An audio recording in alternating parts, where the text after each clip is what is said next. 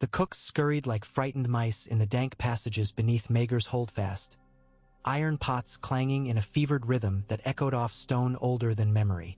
Somewhere above their heads, Lord Renly's laughter rang out through the vaulted hallways, loud, wine-thick, and careless. Yet even that familiar sound felt brittle these days, as if the very air in the Red Keep buzzed with sparks waiting for tinder. King Robert Baratheon heard none of it. He stood before a narrow slit of a window in the Tower of the Hand, massive shoulders hunched beneath a bearskin cloak, staring toward the mouth of Blackwater Bay where a wind-tattered fog rolled restlessly over dark water. In that shifting mist he imagined wings. He had laughed at the first rumor. Dragons, the small folk whispered in the taverns of Flea Bottom. Scaly, fire-snorting demons come again from the smoking ruin of Valyria, led by a silver-haired girl no older than Renly's paramours. Horseshit, Robert had grumbled, reaching for another tankard. He had hunted boar the size of ponies, wrestled bulls for wagers in Storm's End's yard, fought Prince Rhaegar beside that damnable ford of the Trident. But dragons? Dead as Harrenhal's ghosts. Then ravens began arriving from Pentos and Tyrosh, bearing the identical fearful script. A fleet of exotic war galleys trimmed in black, their prows carved into open-mawed beasts. A pale queen astride a scaled shadow that shrieked like the world's ending before alighting upon scorched beaches. By the third raven the king's laugh had withered, leaving only silence and an ache in his gut, deep as any wound iron could carve. She'll sail for King's Landing. Lord Eddard Stark had warned him in the council chamber 3 nights past, voice low and steady as fresh-fallen snow. You took her father's throne. She means to reclaim it. Robert's fists clenched atop the painted table, cracking open the dried blood of old scars upon his knuckles. A feverish itch coiled in his muscles, the ancient thrill of battles sung around campfires, a younger self surging up from ale-drowned memory. Yet the mirror betrayed him each morning. The protruding gut, the purple spiderwebs threading his cheeks, the black hair laced thick with gray. Once he would have met the dragon seed with hammer in hand and the laughter of the storm coursing in his veins. Now he felt the weight of every cup, every feast, every careless night since the rebellion had been won. Across the bay a bell began pealing, high and frantic. Robert jerked from his reverie. Fires burned along the city's distant seawall, tiny orange tongues chewing at the dark. He touched the cold steel at his waist. Even dulled by years of disuse, the warhammer remained a reassuring heft against his palm. Your Grace. A shadow darkened the doorway. Lord Stannis stood rigid as an iron rod, face drawn thinner than ever, blue eyes smoldering beneath a knitted brow. The chain crews report all links in place. Should the Targaryen girl force the mouth of the river, she'll find a trap fit for dragons. He did not smile, Stannis never smiled, but there was a cruel satisfaction in his tone. Robert snorted. Let us hope she obliges and sails straight into your snare. Hope is the luxury of men without duties, Stannis said. Robert's lips twitched upward despite himself. Felt foreign, rusty. Still quoting Maester Cresson to me, brother? Stannis did not reply. He turned and strode down the corridor, cloak snapping behind him, already half lost in tactical calculations. Robert watched him go. Duty, yes. The same word that had once bound their brotherhood tighter than any smith's rivet, long before grievances widened into chasms, before Storm's End and Dragonstone and the long, lean years that followed. A sharp pang speared Robert's chest, and for an instant he feared his heart failed him. Then he realized it was only a ghost of youth mourning. He tore his gaze from the fog. War waited, and war would not be stayed by nostalgia. Tyrion Lannister found Lord Varys lingering in the shadow of the royal sept, slender fingers clasped before the voluminous folds of lavender silk that today passed for robes. The eunuch's face gleamed in the torchlight, soft, serene, unreadable. Our Silver Queen has 3 dragons, so the tales insist, Tyrion said without preamble. Tell me, Spider, how does one defend a city of stone against fire given form? With prayer, my lord. Varys fluttered his eyelids as though bestowing a benediction. The faith teaches that the warrior shields the valiant and the mother shelters the innocent. Tyrion snorted. Then let the warrior wield wildfire and the mother raise scorpions upon the walls. For steel and alchemy are all the gods we can count upon tonight. A soft smile. You mislike miracles. I mislike relying on them. Tyrion pivoted, boots clicking against marble. The Blackwater stretched beyond the courtyard, a black mirror broken by moon glints and flame. The fleet anchored there, 400 ships flying Baratheon stags and Lannister lions, looked impressive enough from this height. Yet the hand of the king knew numbers meant little if panicked men abandoned their oars at the first plume of dragonfire. Fear cut courage quicker than any blade. His grace seems recovered, Varys offered. Recovered, perhaps. But is he ready? Tyrion wondered aloud. Stags do not sprout wings. The eunuch inclined his head, expression unreadable. A soldier is more than the sum of his sinews, my lord. Inspiration can forge blades of men's hearts. Let us pray this particular soldier recalls how to swing his hammer without toppling over. Tyrion departed before Varys could reply, the scurrying of the eunuch's soft slippers fading behind him like retreating whispers. On Dragonstone's crown, Daenerys Targaryen stood barefooted upon a crumbling gargoyle, sea wind whipping silver hair across her cheeks like living silk.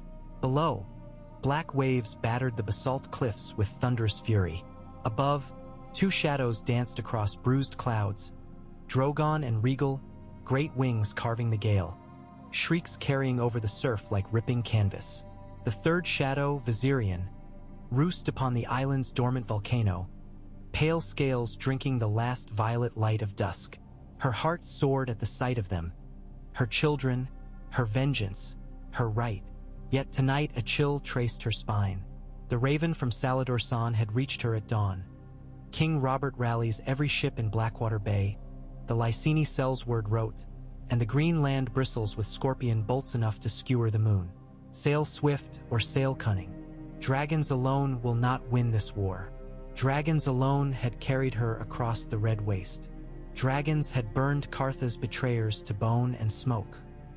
Dragons had freed Astapor and Meereen and toppled the Great Pyramid's harpy. Dragons had become legend again, her legend. But Westeros was not slavers and merchant princes. Westeros was the land of Robert Baratheon, the usurper whose hammer had smashed the Targaryen line like salted crab shells. He had killed her father, dethroned her house, sent her mother fleeing into exile heavy with child. Robert Baratheon had stolen her birthright, and now he and his bastards feasted beneath dragon skulls mounted in his halls like hunting trophies. She would tear those halls down stone by hateful stone. Yet she remembered Ser Barristan's words. Robert the Reaver they once called him, a giant of a man who fought beside thunder and crushed chests beneath his hammer. That was 20 years past. Barristan had conceded, but in battle a spirit like his often burns brightest at the final hour. Behind her, bootsteps crunched gravel. Ser Jorah Mormont eased to her side, cloak flapping violently. "My queen," he said, voice roughened by wind. "The tide favors a silent approach past the Scourge Rocks at dawn. We could be on the Blackwater by midday, and the girl with 3 dragons will soar above the river by dusk," Daenerys murmured, still watching her children wheel. "Let them see hope upon the horizon and dread in the sky." Jorah hesitated. Robert is no callow boy. If he stands upon the walls, he will have prepared every manner of trap for your dragons. "A dragon is not trapped," she said, "only delayed." Her gaze drifted to the distant haze where King's Landing lay hidden. "Tell the captains, we sail within the hour." In the bowels of the Red Keep, pyromancers of the Alchemists' Guild chanted over emerald flames. Candlelight warped across their golden masks, making demons of mortal men. Thin rivulets of wildfire oozed through glass gutters into heavy-bellied clay pots lined row on row along the floor. Haleen the pyromancer, gaunt and twitching, pressed one such pot into the waiting arms of Ser Jaime Lannister. "Treat her as a jealous maiden, Ser," the pyromancer warned. "She yearns for the heat of men. Deny her, and she will burst for spite." Jaime curled a lip. "Comforting." He turned, half-heartedly swinging the pot's weight as though mulling whether to fling it at Haleen's head instead. But duty called. He strode toward the lift that would carry him to the walls. Above, gold cloaks scrambled along battlements, mounting freshly tarred scorpions, stacking barrels of pitch, stringing more of that accursed wildfire beneath riveted lids. The reek of it filled his nostrils. Oily, chemical, sinful. A single spark would doom them all. Beneath the clangor, Jaime heard his own pulse. Steady, measured, as when he had stood before Rhaegar Targaryen's children that final, damnable day. Dragons or no, the taste of kingslaying still clung to the back of his throat, bitter as bile. Somewhere in the maze of torches King Robert barked orders, voice raw and booming. Jaime could not see him yet, but he pictured the bear-sized man gripping his hammer with white-knuckled fervor, eyes bright with that old madness that had first drawn banners to his cause. For an instant Jaime felt the pull of it, that reckless ferocity that made men gods on the battlefield. "Lannister!" Robert's shout rang out above the din, drawing men aside like stiff grass before wind. Suddenly the king loomed, armor polished but aged, the crowned stag upon his breastplate scratched and pitted. Even through the scent of pitch and sweat, Jaime caught the sour tang of wine on his breath. Yet Robert's gaze was clear, focused. "Your Grace." Jaime knelt stiffly. "Up, sir. No time for courtesies." Robert studied the pot cradled in Jaime's hands. "And this devil's nectar, Tyrion swears it'll bring down the very 7 hells on our enemies, but I've scarce trust in Mummer's tricks." Jaime shrugged. "If it works, we'll toast the dwarf for once." Robert grunted. "If it doesn't, you'll pour it over my pyre." The king's eyes drifted skyward. "She comes tonight. I feel it." Jaime felt it too. Air taut as a bowstring, the city holding its breath. The silver moon hung high when Salador San's swiftest caravel cut silently through the mouth of the Blackwater, sails furled, oars dipping without splash. Upon its prow crouched a sail sail with a spyglass, eyes shining. "Fires on the river," he whispered down to his captain.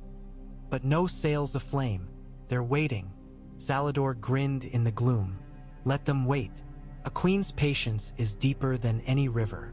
He thought of the fortune pledged for his loyalty. Dragonfire or no, he intended to survive to spend it. Yet as the first distant roar echoed across the water, the Lyseni's grin faltered. Cersei Lannister stood on a balcony overlooking the dry moat of Maegor's Holdfast, skin prickling beneath velvet. Far across the city sky something glowed, a pulsating fiery ribbon. At its heart shimmered a sigil of terror, the silhouette of wings wider than the sept's rose window, eyes like molten gold, jaws coughing a torrent of orange that reflected in every slack jaw of the crowd below. Small folk shrieked prayers and curses, some dropping to knees, others fleeing as though doom itself gave chase. "It is only one," she whispered, though to whom she did not know. Maester Pycelle lurched beside her, trembling so fiercely his chains rattled. "One is sufficient, your grace." Cersei's nails dug half-moons into the stone railing. She forced herself to watch, to memorize the beast's every movement. How its tail whipped, how its wings cupped the wind, how the fire jetted forth in sudden, violent gouts. To conquer fear, one must know it. She had long ago mastered the fear of men. Dragons were merely another enemy. In the streets, gold cloaks shoved commoners aside, herding them toward the inner gates. Panic was spreading faster than wildfire. She tasted it, metallic, exhilarating. Fear made subjects pliable. Should Robert fall tonight, the 7 kingdoms would need a queen strong enough to command ashes. On the river itself, chaos bloomed. Regal Dove first, green wings folding tight as he split the air, talons raking across the deck of a Baratheon war galley and sending men spinning into Blackwater. They resurfaced screaming, until the green dragon's breath set the river alight, turning cries into steamed silence. Wildfire erupted below decks, devouring hull and flesh alike, and the ship became a floating pyre. Cannons of scorpion bolts hissed upward in desperate retort. Many clattered off scaled armor. A handful found soft flesh between plates, eliciting bellowing shrieks that shook tar from rigging and fear from men's bowels. From the city walls, Tyrion watched through slitted eyes, sweat trickling along his spine despite the chill. "Release!" he cried, and crews hauled flaming casks of wildfire over parapets, lofting them on oversized trebuchets.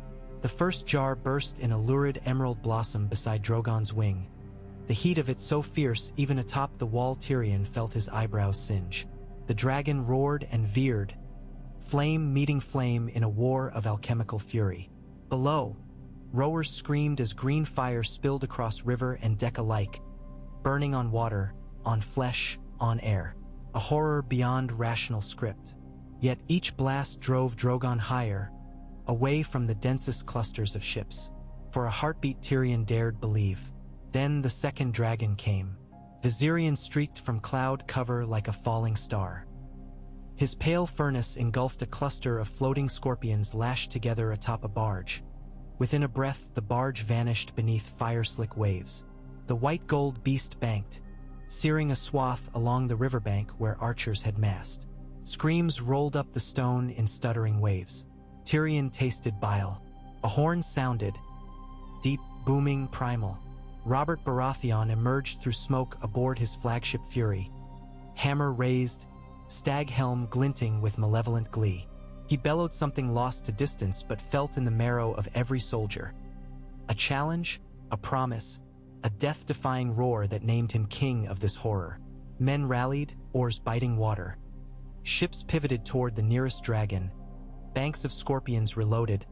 Deckhands swathed heads and arms in wet cloth to ward embers. Robert leapt from prow to forecastle with the nimbleness of a man half his girth, swinging his hammer to direct crews. Here, tighten the chain. There, bring up the bolt rack. Wildfire snapped and popped around him. A hellish storm made flesh, yet he seemed at home amid ruin, eyes blazing like the forges of Hephaestus. From her vantage on Drogon's back, Daenerys spied the stag-crowned warrior. She knew him instantly, though he was thicker, older, hair more salt than coal. Yet the hammer told all. The usurper, her birthright's thief. Heat pulsed behind her teeth as she commanded Drogon into a dive. Fury's deck lurched sideways. Sailors threw themselves flat as a shadow eclipsed moon.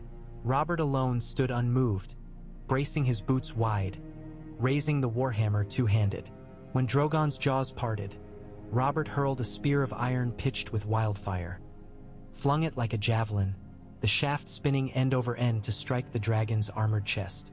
The spear shattered, but shards of flaming resin clung to black scales, sizzling. Drogon shrieked, wings flapping wildly. In that moment of distraction, a scorpion bolt flew, punching through the thin membrane beneath his right wing joint. Blood as dark as midnight sprayed across sky.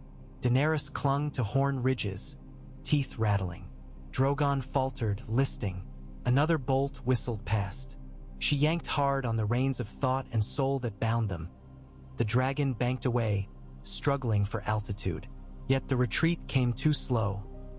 Robert roared and signaled anew. Two more ships heaved lines, dragging a submerged chain of black iron links to the surface, glistening wet and slick with pitch. The links rose between prow horns, then snapped taut across the river mouth like a noose. Drogon's damaged wing clipped it. Metal clanged against scale, sparks erupted. The chain held. Drogon tumbled.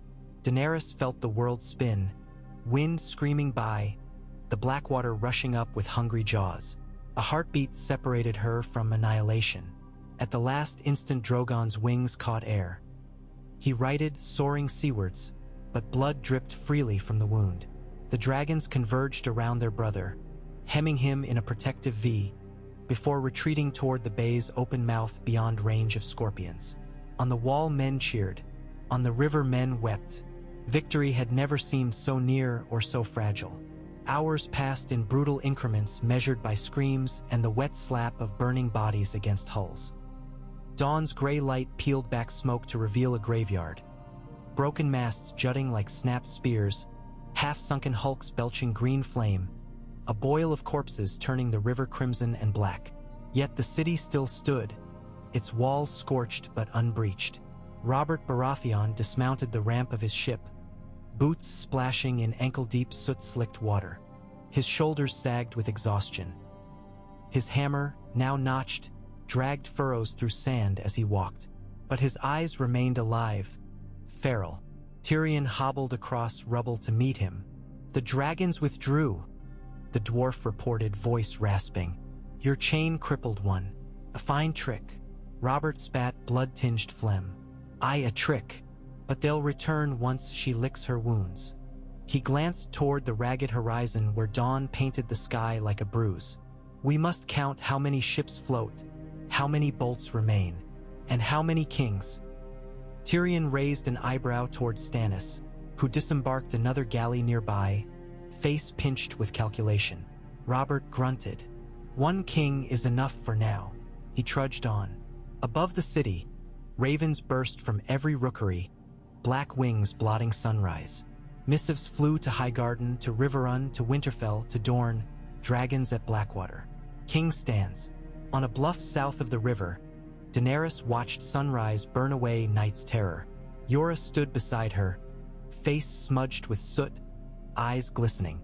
Drogon lay coiled in the shallows, the wound in his wing sealed with a poultice concocted from dragon's blood and ground obsidian.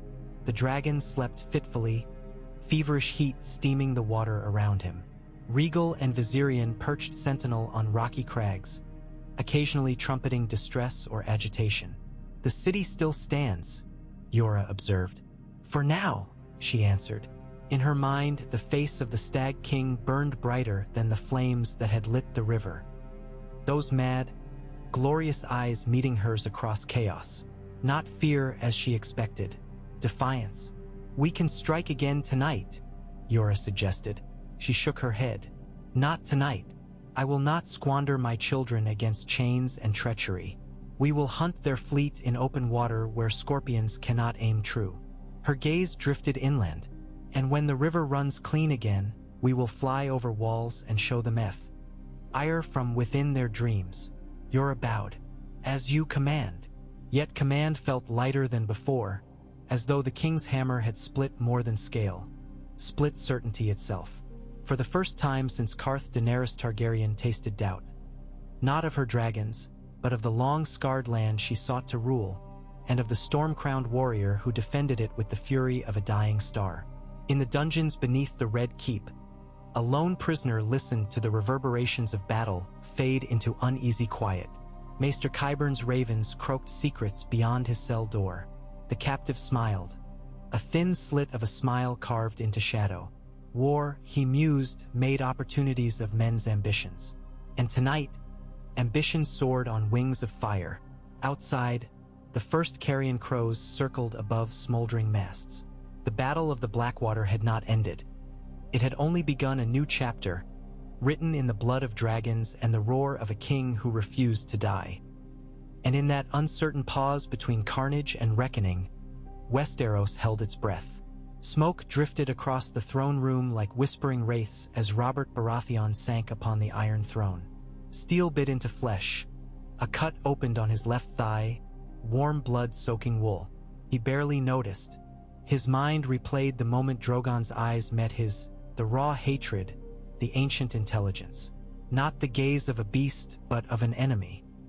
He had faced many foes in his life. Rhaegar's calm resignation, Balon Greyjoy's sullen arrogance, countless Sellsword's hollow bravado. But never had he faced living myth. The weight of it settled upon his broad shoulders, and for the first time since the rebellion Robert grasped the fragile wire between legend and doom. His council awaited pronouncement. Stannis stiff as granite, Renly absent, no doubt comforting some terrified lordling's wife. Tyrion nursing burnt fingers, Varys silent, Littlefinger smirking as always beneath feathered cap. "We hold," Robert declared, voice ragged yet ironclad. "We mend ships, fetch every smith from here to Duskendale to forge more scorpions, and we train every lad who can piss standing up to pull a bowstring." He leaned forward so the throne's spikes framed him like an iron halo. "The dragon lass thinks to break us in a night. She'll find we are the storm that never ends." Around him, advisors exchanged wary glances. Stannis gave the smallest nod, more approval than Robert had received in years. Tyrion allowed himself a weary smile. "And when she returns?" Littlefinger asked softly. Robert's eyes flared. When she returns, we'll greet her with iron and fury, and perhaps a whisper of something more. He motioned to a hooded figure lurking behind the dais. Qyburn stepped forward, pale eyes gleaming, carrying a small iron chest chained and locked. Within, rumor promised, was a weapon born of sorcery long forbidden.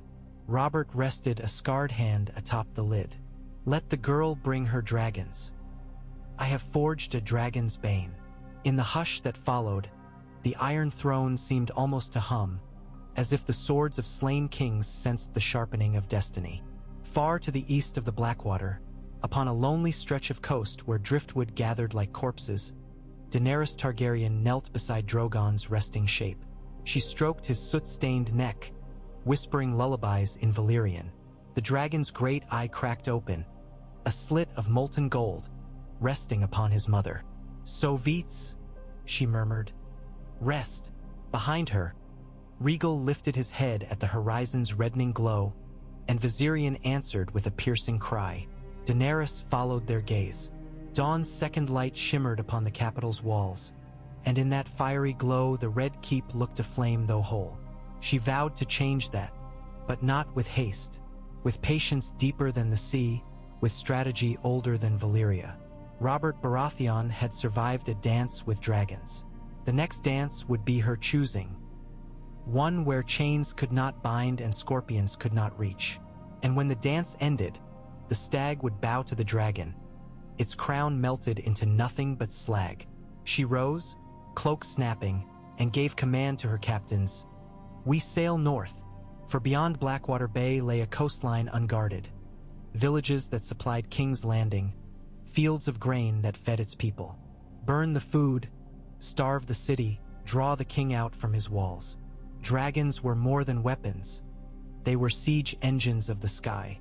And so the tides shifted again, carrying fire and iron, hope and dread, toward another dawn none could yet imagine. Thus ended the first night of the second dance, leaving flames smoldering, dreams shattered, and legends reborn. In the charred silence, a storm whispered across Westeros, heralding days when gods and men alike would tremble, and the true cost of survival would be weighed in dragonfire and the thunder of a king's hammer. The story had only begun. The morning after the pyres on the river had burned themselves into lumps of green-flecked charcoal, King's Landing awoke bruised and jittering. Carts creaked through the city gates from the crownlands, bearing cabbages that smelled faintly of smoke, onions with blackened skins, and nervous farmers who rubbed ash from their eyelids as though trying to rub away memory. The bells of the Great September told a measured cadence for the dead found tangled in the nets below Mud Gate. Men who had never set foot upon a ship yet somehow died sailors' deaths, fingers blistered from hauling lines that snapped under dragonfire. Septons muttered prayers, Septas wove wreaths of pale roses, and still the scent of wildfire clung to every breeze, stubborn as sin. High atop the Tower of the Hand, Tyrion Lannister leaned over the balustrade with parchment in one hand and a goblet of watered wine in the other. Fleas hopped about the lintel stones as if mistaking them for patchy dogs. Below, the thrumming bustle of charwomen scrubbing blood from the courtyard mosaic rose in faint counterpoint to the distant chanting from the September life persisted.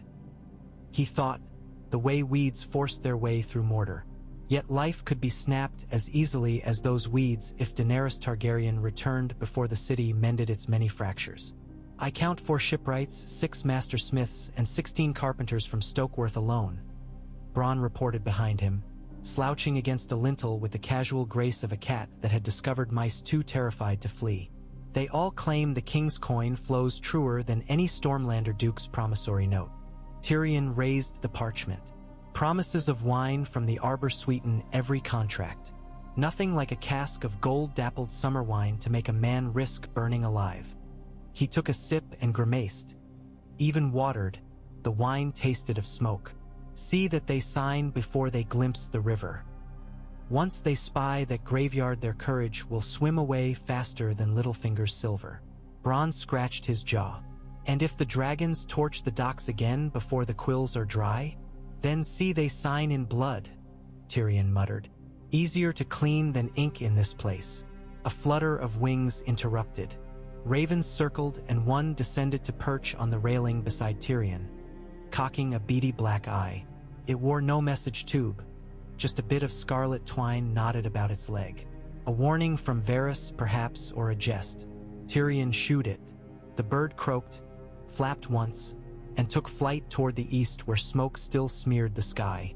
Ugly omen, Bronn observed, watching it vanish. If we refused every omen with an ugly face, we'd never leave our beds, Tyrion replied. He turned, eyes narrowing. How many cells words answered the call? Enough to fill a brothel on a feast day. Not enough to stand a wall against Dragonfire. Bronn shrugged. Fighting men know when the odds are a rigged dice. Then we must weight the dice. Tyrion folded the parchment. Tell the guilds their indulgences will double if they remain a fortnight, and pay each cell's word half up front and half when the dragons lie dead. Greed sharpens courage. Dead dragons, eh? Bronn chuckled. I'll need a bigger purse for that bet. He pushed off the wall and sauntered out, boots echoing. Alone now, Tyrion stared once more at the horizon. The air trembled there, a heat shimmer mirage though the day remained cool. He wondered whether Drogon's wound festered or healed, wondered if Daenerys nursed wrath or caution, wondered if King Robert's chest could bear one more night without rest. He felt very small in that moment, no larger than the fleas beneath his elbows. Far to the north of the city, a column of smoke the shape of a twisted spear rose from a plain of withered barley. Villages that once sent cartloads of milled flour to King's Landing now lay gutted. Timbers collapsed inward, walls smeared with sooty streaks where fire had kissed stone. Sheep roasted in their pens, eyes glassy and legs rigid as stakes. Over all drifted tiny motes of black that settled like new snow upon crisp thatch. Daenerys stood at the edge of a field, Drogon low on his belly behind her. The great beast's blasted wings still bore a fresh scab as large as a wagon wheel, but he flexed it now, testing span and sinew. Every stretch set the scab cracking, revealing crimson underflesh.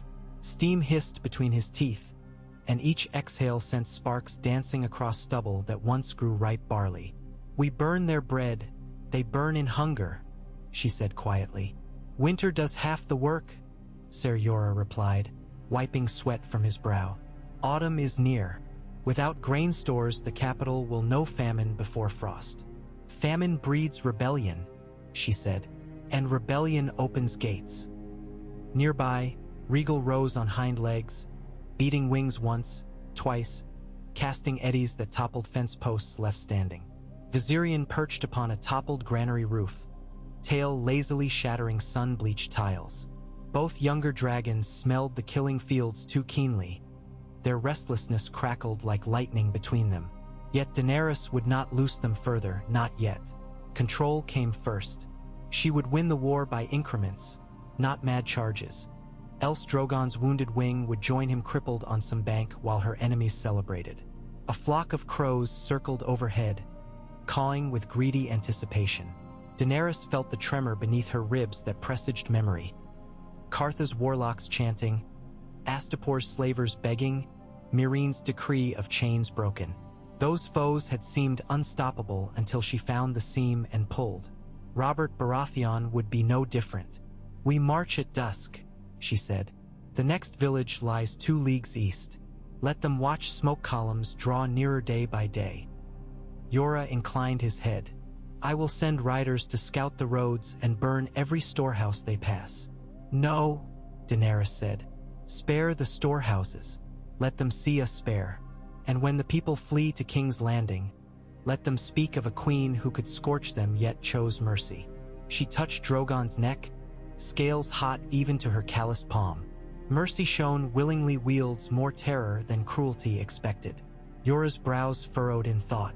He bowed and left to spread orders among the captains. Alone, Daenerys closed her eyes and breathed the acrid scent of charred barley. Her heart thrummed to the rhythm of distant bells she imagined would ring once the city finally surrendered. Bells tolling a queen's return rather than mourning a king's defeat. But she would not rush that music. It must crescendo at the perfect moment lest the song end half-sung. In the great September of Baelor, Queen Cersei knelt before a marble effigy of the mother, her green silks pooling on white tiles like spilled meadow grass. Candles flickered, throwing gold-laced light upon her high cheekbones.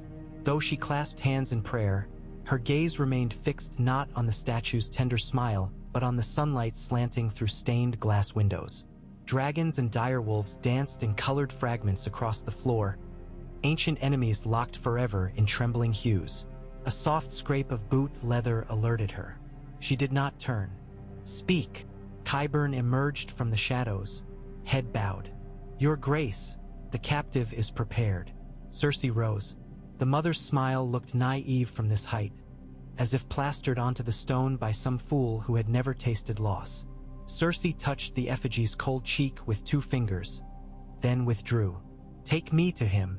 Down winding stairs slick with incense residue they descended, into catacombs where the air chilled the bone.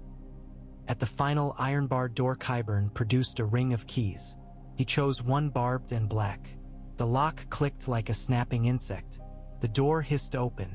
The cell beyond glimmered green. Wildfire burned within a thick-walled glass cauldron etched with glyphs. The liquid emitted no smoke, but its glow danced across chains hammered into the walls. In those chains knelt a man gagged, lean but corded with muscle, brown hair matted to his scalp by sweat. His eyes burned hotter than the flames. Cersei ventured 3 steps inside. "Ser Loras," she said softly. The night of flowers glared. Chains clinked as he shifted, testing shackles that dug into flesh red raw. Qyburn removed the gag. Loras spat blood. "I owe you nothing, Queen." "You owe me everything," Cersei murmured. "Your oath-bound king shelters behind my walls. Your sister dwells under my protection. I could use you to bargain with the Tyrells, but that would be commonplace." Loras' lip curled. "Then kill me." "No," she paced. "I will forge you." She looked to Qyburn. The former maester inclined his head and lifted a small dagger glowing faintly green along its edge. The blade dripped an elixir distilled from wildfire, tempered with quicksilver and stranger essences cordoned by secrecy. Cersei watched Loras' eyes flick to the blade, fear brightening like morning on snow. "You will ride in the vanguard," she said. "A knight risen from flame. Your blade will cut dragons." She nodded to Qyburn, who drew another object from beneath his robe. A spear tipped black as moonless sea, barbed like a manticore's stinger, edges etched with glyphs matching those on the cauldron. Loras barked a laugh. "Dragon glass? You truly think children's tales will save your throne? Ours is not dragon glass." Cersei's voice softened to a purr. "It is dragon death, cast from Maegor's own furnaces before Valyrian steel fell silent. An alloy lost until my alchemists unearthed it from beneath these very vaults. You will wield it." Loras' gaze hardened to granite. "I will see your city burn first." Cersei advanced, shadows sliding across her cheek as though she wore a living mask. "And if the city burns, so does Queen Marjorie. So does your sweet brother Garland, who rides to reinforce us. Do you think Dragonfire knows friend from foe?" She held his gaze until the fight flickered, just a heartbeat. She felt that yield like a knot loosening in silk. "Swear and they are spared. Refuse, and dragons will feast on their ashes." Silence stretched, taut as drawn silk. At last Loras bowed his head. The chains clattered in what might have been resignation or despair. Qyburn smiled thinly. Jaime Lannister rode north along the Rose Road with a column of 400 gold cloaks and twice as many Stormlander levies. The air smelled of crushed grass and nervous horses. Each league left behind another smoking farmhouse or abandoned hamlet, testament to the dragon's creeping terror. Ravens beat them overhead, lazy black splotches drifting toward King's Landing with news of burned barns and flocks of refugees clogging the highways. At a crossroads, commandeered as billet Jaime dismounted. His mare snorted, sidestepping refuse that littered the yard. Broken toys, a child's shoe, a lamb gutted by fear or hunger. Every pivot of hoof threatened to slip on mud slick with ash. Inside the common room, a brazier glowed futilely, its modest heat devoured by drafty shutters. Soldiers dozed on benches, helms pillowed against tankards. The stink of unwashed men coated the air. Jaime found the innkeep counting chipped pewter cups in a corner. "Food. Only oats and turnips, sire," the woman said, eyes darting to his golden armor. "The rest left with the last wagon for the city." Jaime's stomach groaned. He had not tasted meat in 2 days. "Boil the oats in ale," he said. "Tell the men to share." He tossed her a silver stag minted long ago with Robert's smiling visage. Funny how the coin looked younger than its owner. He moved to an empty table. Maps lay rolled tight in a leather tube. He unfurled them, smoothing corners. The dragon's burn line carved a jagged path across the fertile mantle of the Crownlands, edging ever nearer the Rose Road. Soon they would reach the market town of Duskendale. Afterward, only 20 miles separated them from the capital's main granaries at the Darkwash River. If Daenerys seized those silos, King's Landing would starve before winter's first frost. A stool scraped. Lord Stannis dropped onto it, gauntlet hands clasped. He had arrived an hour earlier with 36 Baratheon household knights, their stags painted over with fresh tar to hide dents from dragonfire. Stannis studied the map, lips thinning. "We need the fleet," Jaime said. "There is scarcely a fleet left," Stannis replied. "Half lies sunk, the other half leaks." He tapped a gauntlet on a village icon where smoke curls marked destruction. "If we ride west, we might catch the Targaryen host fording the Windwater. If we ride west with our paltry numbers, she will roast us like suckling pigs." Stannis' jaw ticked. "Then we lure her inland." "A woman with wings cannot be herded like sheep," Jaime retorted. "Dragons have hearts." Stannis' eyes glittered like chips of flint. "We break one, the others bleed grief. She flies to protect them, we strike elsewhere." Jaime considered. "Drogon's wound. You would bait the wounded dragon. I would bait victory." Stannis rose. "Send scouts to find the crippled beast. Robert need only land one hammer blow."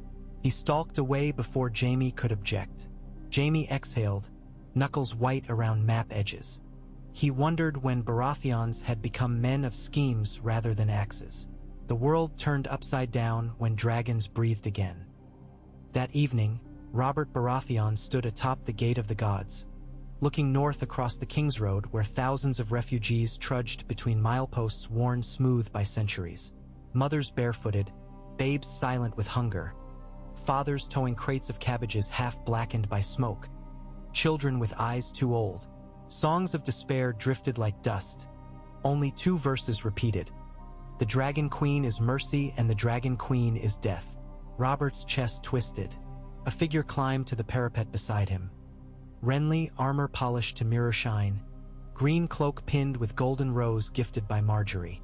The younger Baratheon scanned the refugees. "The city swells hourly," he said.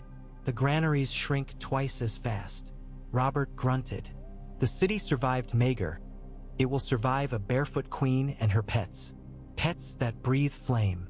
Robert's hand tightened on the parapet's edge until stone bit skin. "They bleed like any beast," he said. "I saw it yesterday. Give me one clean shot and I'll shatter its skull." Renly rested a gentle hand on his brother's pauldron. "Brother, the wound still aches." He indicated Robert's belt where a flask hung half concealed. "Ease the pain, but not so deep you cannot think. Pain reminds me I live." Robert pushed Renly's hand away. "Fetch Lord Selmy. The old knight has marched beneath dragon shadow before." A sour laugh. "He may even recall which prayer quiets fear." Renly hesitated, lips parted as if to argue. Then he bowed and withdrew. Robert remained, watching columns of dusk light filter through smoke, painting halos about the weary heads of small folk. In those halos he saw ghosts. Ned Stark riding to war, Lyanna's half-smile in winter sunshine, Rhaegar's rubies spinning beneath water the color of sorrow, Robert's own past self howling victory beneath a banner of storm. All dead or fading. Only the hammer remained, a heavy promise across his back. 3 days later, word came by Raven. A dragon with mangled wing roosted at Oldstones, the ruins where Jenny of Oldstones had once danced with her ghosts. Robert assembled a vanguard before dawn, knights of the Kingsguard, Tyrell riders anxious to prove themselves, Stormlander infantry hardened by Greyjoy raids. And then we'll offer knowledge in steel, Robert said, swinging onto a warhorse the color of ash. The animal snorted and danced beneath its burden but did not shy. Warhorses bred in the Stormlands carried lightning in their veins. Robert patted its neck. Ready the scorpions. The march north felt like marching into an old ballad. Rolling hills, ruined sepulchres crowned with moss, mornings cool enough to taste frost on the grass. Memories of the rebellion haunted Robert, each mile echoing old songs of glory. Yet this time Ned's laughter did not ride at his side. Only the hollow clop of hooves and the muffled rattle of wildfire crates. At midday of the second day, the sky darkened with wheeling carrion. Robert's column slowed. Scouts returned at gallop, breath pluming. The beast lairs on the hill, a freckled youth gasped, pointing to a jagged crown of stone half a league ahead. It guards nothing but broken walls. Robert squinted. He saw no silhouettes, smelled no smoke. He felt only a tightening in his gut, half hunger, half anticipation. Form the line, he commanded. Shields interlocked. Scorpions trundled forward, their oxen lowing. Alchemists scurried among wagons, loading bolts tips with wildfire vials strapped to iron barbs. Jaime slid from saddle to direct a pair of sappers carrying a collapsible mantlet. Dust hung in the warm air. The first roar shattered silence like an axe through glass. Wind gusted, swirling the dust into wraith forms that danced across the grass. A shadow spilled over the vanguard, huge, ragged. Drogon. Jaime's heart hammered. The dragon's right wing beat unevenly, the punctured membrane sewn crudely with cord. Yet the beast remained vast, its head alone longer than 2 carriages end to end. It circled twice, smoke funneling from nostrils. Golden eyes fixed upon Robert's bright antlered helm. Recognition, Jaime thought. Hatred weaponized. Robert roared back, raising the hammer overhead. Now! Scorpion sang. Thick bolts streaked skyward, trailing green hissing vapor. Drogon banked. One bolt skimmed his thigh, exploding in emerald conflagration. Flame kissed scale. The dragon shrieked, stumbling mid-air, but did not fall. Another bolt struck true, burying in the wing joint already wounded. Green fire burst across the joint, licking into the old scab, reigniting agony. Drogon's wings flailed. The creature plummeted, landing behind the hill with an impact that buckled trees. Robert spurred forward, followed by a wedge of 20 mounted knights. Jaime cursed and followed, though every instinct screamed caution. As they crested, the rise smoke rolled back, hot as a smithy. The dragon writhed in a shallow vale, tail smashing stonework into powder. Its eyes burned not with fear but wrath. Each struggled breath jetted fire that incinerated shrubs in a half-circle. Splatters of green still clung to torn scales, burning strangely cold to the touch of sunlight. Loose, Robert bellowed. Another volley of wildfire-tipped corals rained. Many bounced harmlessly. A few dug into wounded flesh, renewing emerald flares. Drogon's roar cracked Jaime's eardrums. It sounded less like pain than challenge. A smaller figure streaked from the ruined tower. Daenerys herself, hair unbound, cloak snapping. She sprinted across broken ground toward her dragon as scorpion bolts sizzled overhead. Robert saw her. He kicked his horse. "Your Grace!" Jaime shouted, spurring to overtake, but Robert was already thundering down the slope, hammer raised. Daenerys reached Drogon's head. She pressed a hand to his snout, whispering words Jaime could not hear. Drogon's pupils slit on her. Fire licked at his fangs. Robert closed within 30 yards. Drogon's leaking wing might never bear him aloft again, but his neck arched with deadly grace. Flame erupted, a cone of orange hotter than a forge. Robert's horse reared, front half swallowed by fire. The animal shrieked, collapsing beneath him. Robert rolled clear, shoulder striking granite. His cloak ignited. He ripped it free, hammer still clutched. Daenerys mounted Drogon's foreleg, clambering toward his shoulder. Robert scrambled up, char streaking his greaves. He heaved the warhammer, aiming for the dragon's eye. A shape barreled into him, Ser Loras, resplendent in newly forged silver full plate chased with vines. He parried Robert's strike with a shield hammered from that dark alloy Qyburn had boasted. Sparks leapt. Loras shoved, forcing Robert back astride. The king's eyes widened at the unfamiliar opponent in Tyrell filigree. "Step aside, boy," Robert growled. "No," Loras answered, voice muffled by helm. "Not for kingdoms." Robert swung, hammer ringing against shield. Loras spun, spar flashing. The tip grazed Robert's pauldron, slicing leather straps but not flesh. Robert laughed, then coughed, smoke clawing lungs raw. He lunged, hammerhead hooking Loras' shield, wrenching it aside. With the same movement, he drove his mailed fist into the knight's visor grill. Metal dented. Loras staggered. Jaime reached them as Daenerys urged Drogon to rise. The dragon levered onto forelimbs, battered wing drooping, but still managed a half-bound lunge that placed 10 yards between confrontation and escape route. Flame roiled in his throat. Jaime interposed horse and shield. "Your grace, fall back. Scorpions." Robert ignored him, stepping toward Loras again. Suddenly the knight cast aside helm and shield both, revealing sweat-slick hair and eyes shining with half-mad devotion. He thrust the spear overhand. Robert swung. The warhammer met the spear haft mid-swing. The unknown dark metal did not shatter. Instead it hurled the hammer's head wide with a ringing clang that numbed Robert's arms. Loras pressed forward, spear aiming for Robert's heart. Jaime spurred between them, parrying with his long sword. The spear glanced, tip screeching along steel. "Fool!" Robert roared at Jaime. "I had him." "He's enchanted," Jaime spat. "That spear resists everything." Drogon roared again, louder. Pain and fury and protective rage for his mother. Jaime glimpsed Daenerys clinging to spines along his torn shoulder. She shouted Valyrian. Drogon's jaws widened. "Down!" Jaime shoved Robert. Both Kingslayer and King dropped as a sheet of fire whooshed overhead, painting the veil in molten gold. Loras' spear glowed red-hot. The knight fell, armor smoking. Smoke blinded Jaime. Heat slammed him like a mailed fist. From the hillside scorpions released another volley. Quarrels cut through smoke like shrieking ghosts. One struck Drogon's chest, burying to the fletching. Wildfire burst, enveloping the dragon's upper torso in venomous green. Drogon screamed. His wings seized. Stone cracked under his thrash. Daenerys screamed, too wordless, heart-rending. She leapt down, landing on scorched soil, fumbling at the bolt shaft to pull it free. Wildfire licked her palms.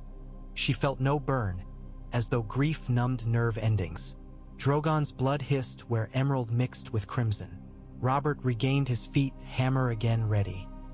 He saw her crouched, vulnerable, hair haloed by flames that did not touch her. For a heartbeat pity flashed, the memory of Lyanna's tears on tourney of Harrenhal mornings. Then he roared and charged. Jaime cursed and followed. The two warriors converged upon the queen. At the last instant Daenerys ripped the bolt free. Wildfire gushed, splattering her arms without consuming them. Some madness of Valyrian blood or dragon magic spared her. She pivoted, bolt in hand, presenting it like a lance. Robert swung. She ducked beneath. Jaime darted left, feinting to draw her attention. Instead she thrust the wildfire-drenched spear at Drogon's wound, igniting the oozing blood into sheets of green flame that cascaded down his scales. The dragon's convulsion sent tail whipping. Robert flew backward, crashing against a broken wall. Jaime slid beneath the tail's arc by a hair's breadth, helm torn away. Drogon collapsed sideways, dust geysered. Daenerys tumbled clear, coughing, face blackened. She sprawled mere feet from Robert, who struggled to stand, hammer lost in rubble. They locked eyes, so close each saw the other's pupils tremble. Robert heaved a breath that rasped like rust. "Girl," he croaked. "Usurper," she hissed, voice raw. He groped for dagger at his belt. It was gone, jarred loose. She raised the broken bolt, tip blazing eerie green. Behind them Drogon's head sagged. Great eyelids fluttered weakly. Silence settled so heavy Jaime feared it might crush them all. Then hoofbeats thundered. Stannis' detachment charged over the ridge, pennants snapping. At their forefront galloped Ser Davos Seaworth, bellowing commands. Bows loosed arrows. Daenerys glanced back. Flight impossible. Rhaegal's roar echoed far off. Viserion answered. Too distant. She dropped the bolt and flung up empty hands. A gesture not of surrender but defiance. Strike then, she called to the oncoming cavalry. And kill your king with me, for we stand as one breath apart. The riders hesitated, blades wavered. Robert staggered upright, blood smeared across cheekbone, one eye swelling shut. He raised both arms. Hold! His command split the charge in ragged halves. Horses reined, hooves churning dirt. Robert turned to Daenerys. You want the realm? Take it. He reached into a pouch and withdrew an object glinting gold.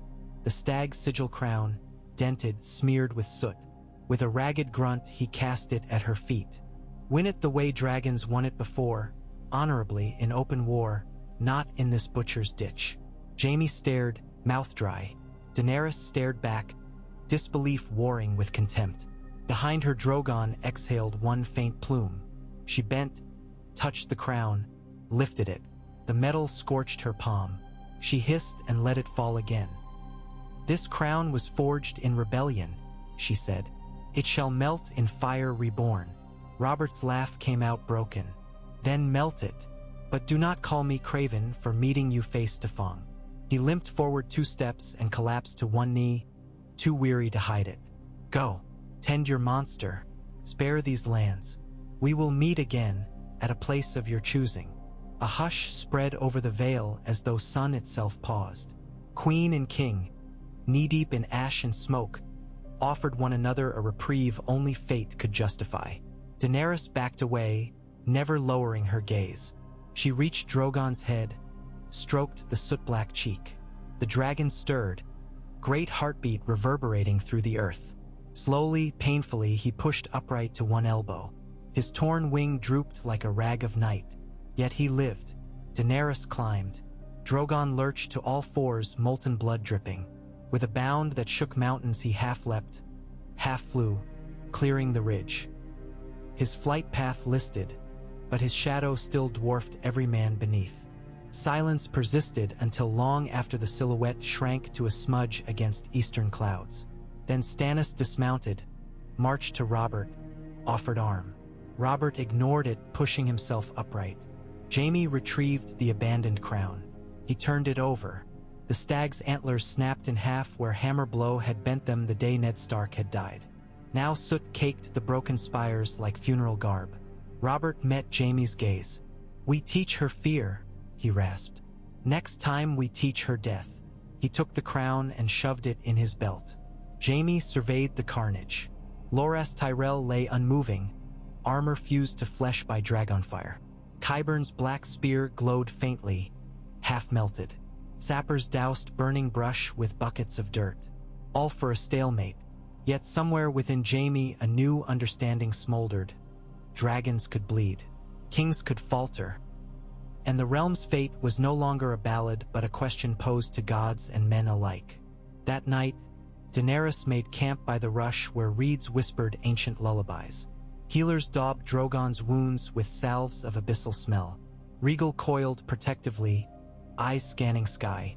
Viserion circled overhead, keening mournful songs. The queen stared into a brazier, turning Robert's words again and again like stones in a river until edges wore smooth. She recalled the moment his hammer struck air near her head, felt wind from the swing, heat of wildfire on skin miraculously unscarred.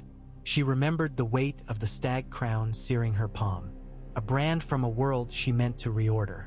Yet Robert's audacity rattled her. He had confronted myth with mortal iron, and myth had not yet prevailed. Yora approached. My queen, the Dothraki wish to ride at dawn. They clamor to spill blood for your wounded son. She shook her head slowly. Not yet. The dragon must heal. The storm must gather. Her eyes lifted to the night sky. We will cross the Trident at the Ferry of the Twins, rally riverlords who groan beneath Lannister debts. We will show them Robert's kingdom burns its own fields. And when the rivers rise and his people starve behind stone, they will open the gates for us. Yorenelt, voice hushed. And if Robert strikes first? Then we bait him south, as he baited me north. The game is not over. It has scarcely begun. She stood, shoulders squaring. Ready the banners. The three-headed dragon above the direwolf, the lion, and the rose. I will show this realm a power forged from enemies united against one tyrant who survives only by setting them apart. Yora frowned. Your grace? Unite with lions? Not with lions in golden chains, she said. With lions in chains of honor. Her mind conjured Tyrion's sharp eyes, Jaime's rare decency in war, even Cersei's ruthless devotion. All pieces on a board. All could be turned. All must be. She walked to Drogon. The dragon's eye opened, weary embers beneath a lid of bruised crimson. She pressed her brow to his. In Valyrian she whispered, I will not fail you. The dragon exhaled, smoke curling into the sky where stars blinked cold approval. Thus the board reset. Kings nursed bruises, queens plotted rivers of flame, and common folk trembled between. On winds scented of ash and salt, ravens carried word of a truce born in fire, an impossible moment when conqueror and pretender spared each other among ruins. Most called it madness, yet the wise smelled omen. Storm and shadow colliding to birth something neither could foresee. And the song continued, unrushed, gathering voices in dark refrain. In winters past, bards told tales of dragons that ravaged Westeros in a single night. This dance would be slower, a simmer, not a blaze. The simmer of pots left too long upon a hearth until water hissed away and iron cracked from within. When at last it cracked, the world would scald itself upon truth. That crowns are fragile, dragons are mortal, and storms may spend themselves against mountains only to return with tides that drown whole kingdoms. Beyond the rush, wolves howled, answering a moon veiled by smoke. Somewhere, a bard began composing a lay of the Battle of Oldstones, not yet finished, for the final chords were still shaping themselves in blood and embers. Across the sea, merchant princes listened to new rumor, that the Silver Queen and the Storm King had measured each other and found neither wanting. Coin shifted, ships readied, Sel's words sharpened blades. All waited. In the dungeons of King's Landing, Qyburn bent over a charred spear, murmuring to himself while green droplets sizzled on iron. Above, Cersei Lannister stared into her mirror, tracing the outline of her cheek where candlelight flickered, wondering if a queen could outshine a dragon in the end. Far north, a lone direwolf raised shaggy head toward the stars, sensing scales rustling on winds it would not feel for weeks. In the Eyrie, little Robert Arryn dreamed of distant thunder. At Winterfell, Sansa Stark read a raven scroll and felt the world tilt. And on Dragonstone, a smith hammered black iron into curves shaped like jaws, forging teeth for weapons yet unimagined. Each strike rang a note that echoed across seas and mountains, a promise that the next time fire kissed iron upon the Blackwater, the anvil itself would answer. The night drew on, vast and unsleeping, layering frost over fields still warm from flame. And somewhere inside that silence, time poised, balanced on the cusp of an era when dragons soared anew and kings remembered fear, when queens gambled kingdoms on the fragile flight of mercy, and when every breath taken beneath the seven heavens felt like the hush before a storm no maester's chronicle could adequately foretell. The story, relentless, pressed forward without titles or chapters, as boundless as the very sky it etched in smoke and star-born light.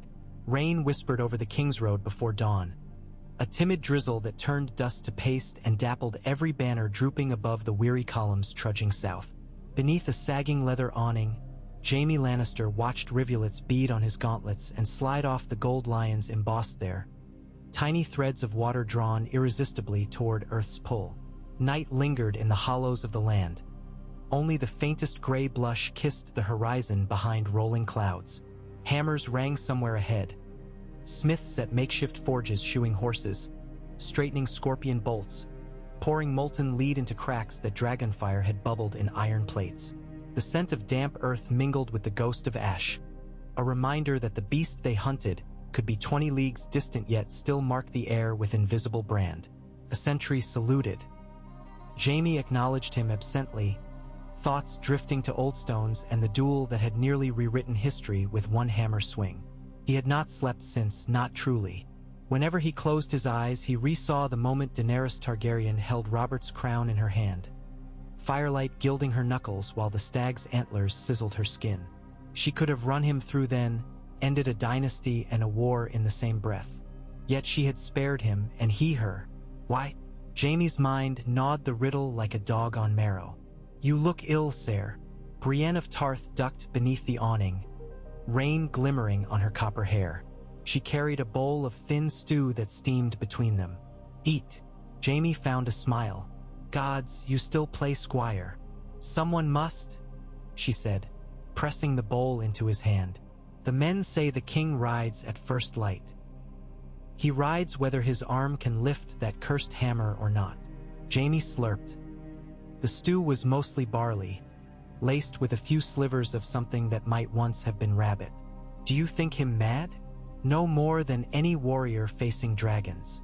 Brienne's eyes flicked toward distant tents where torches guttered. "Whatever else, he will stand between the realm and ruin." "You like him. I respect courage." She hesitated, lowering her voice. "But courage can kill fools and heroes alike." Rain pattered on canvas overhead, steady and soft. "Sire, you have seen her, the queen. What manner of woman is she?" Jaime lowered the bowl. "Determined, younger than she deserves to be. There was grief in her and fury. I half suspected she would spit fire without the dragon's aid." He recalled her eyes, violet, luminous. "Yet she held her strike. That frightens me more than her dragons." Brienne digested that in silence. Lightning flickered far off, illuminating cloud bellies. The night smelled of wet leaves and foreboding. Jaime finished the stew, handed back the bowl. "Thank you, my lady. See you pack your armor tight. A nervous smith hammered your breastplate thin at the shoulder. One good lance might split it. I will speak to the smith." She turned to leave, paused. "Remember what you are, Sir Jaime." "And what is that?" "A man who once saved a city of innocents from dragonfire." She met his gaze. "Do not forget how." She vanished into the shift-gray drizzle, footfalls soft on sodden earth. Jaime exhaled, surprised by the ache Brienne's words wakened. The past was a ghost that clung to his cloak. Sometimes it whispered shame, sometimes hope. Today he felt both. King Robert broke camp with thunder. Orders cracked down lines faster than the rain fell, and by sunrise the army crawled south toward the Brindlewood with a dull, endless rustle. Banners flapping heavy, wagon wheels squelching, hooves sucking free of mud. Robert rode at the fore with Renly and Stannis flanking him like mismatched pillars. Renly all bright smiles and emerald cloak despite the gloom. Stannis grim with a night blue plate etched only with a single fiery heart newly painted on his gorget. Jaime joined a half-pace behind, reins slack, mind mapping every ridge and hollow of the wooded country ahead. 2 leagues on, a courier in soaked leather panted up the column's flank and handed Tyrion Lannister, who rattled along in a curtained mule cart, a ribbon-sealed letter. The dwarf cracked wax, scanned, then poked his head from the flap and barked for Robert. The king wheeled his destrier. Squires scurried. Jaime drew near enough to overhear. "Word from King's Landing," Tyrion said, voice pitched under the rain's hush. "The Tyrell fleet has limped into Blackwater Bay. Lady Olenna vows 15 ships sound enough to sail." Robert's beard glistened with droplets. 15, he muttered, half scoff, half gratitude. Could be worse. Her ladyship also sends grain from the Reach. Tyrion flicked wet parchment. Enough for a moon's ration if the dragons burn no more fields. "They'll burn," Robert growled. "But tell the old rose I welcome the gift." He spurred forward again. The army rolled on. Mid-morning brought a wind from the east, sharp with brine and the faintest sulfuric prickle. Men coughed, glancing skyward. Rumor skittered, dragons aloft. But clouds roiled thick, veiling whatever might pass above. Jaime felt rather than heard the hush fall over ranks, a collective tightening of sinews, like a bowstring drawn and held. A horn sounded behind, scouts returning, for riders splashed through puddles, halting before Robert. Mud flecked their faces, eyes wild. The rush flooded. "Sire," one stammered. "Bridges taken at Hayford and Stonegate. Burned to char, small folk claim fire fell from the sky last night." Robert's lips thinned. "She means to hem us by water." Stannis studied a sodden map. "If the rush cannot be forded, our best route south is through Netley Ford here." He stabbed the parchment. "A bottleneck she might already watch." Renly offered a careless grin. "Then we sail past her nets. The Tyrell's ships wait at Blackwater. We ride for home, board, and strike behind her lines." "Coward's path," Stannis snapped. "We hold the field, not hide in holds." "Cowardice is often another word for prudence," Tyrion murmured, emerging from his cart to wring water from his sleeve. "Dragons find ships as easily as wheat fields, dear lords." Robert silenced them with a raised hand. "Enough. Our quarrel is choice of battle, not whether it comes. We move west, cross at Wendwater where the banks widen. If she follows, we choose the ground." Stannis saluted. Renly shrugged. Jaime felt tension ebb. At least they marched towards certainty, if not victory. 2 nights later, Daenerys Targaryen surveyed the sundered ruins of Maidenpool's outer wall. Rain had swept north since dawn, quenching embers that her riders left smoldering in palisades. But smoke still coiled from half-collapsed towers, and the stench of wet ash clung to every stone. No corpses littered the streets. She had spared lives where she could, letting townsfolk flee inland. Grain stores remained unburned, though soldiers broke open casks to distribute bread among her Dothraki outriders, who devoured crusts with animal relish.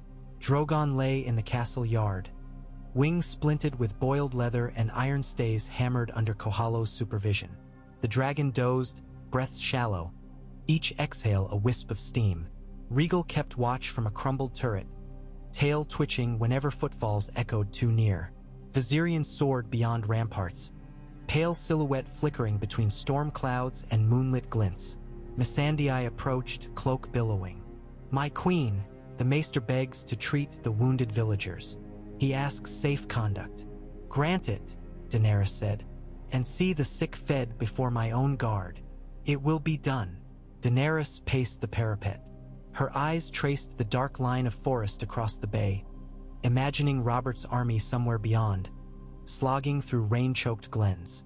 She could almost feel his presence, a furnace of stubborn will, pushing closer no matter the mud, no matter hunger. Each day scouts reported his banners a league nearer.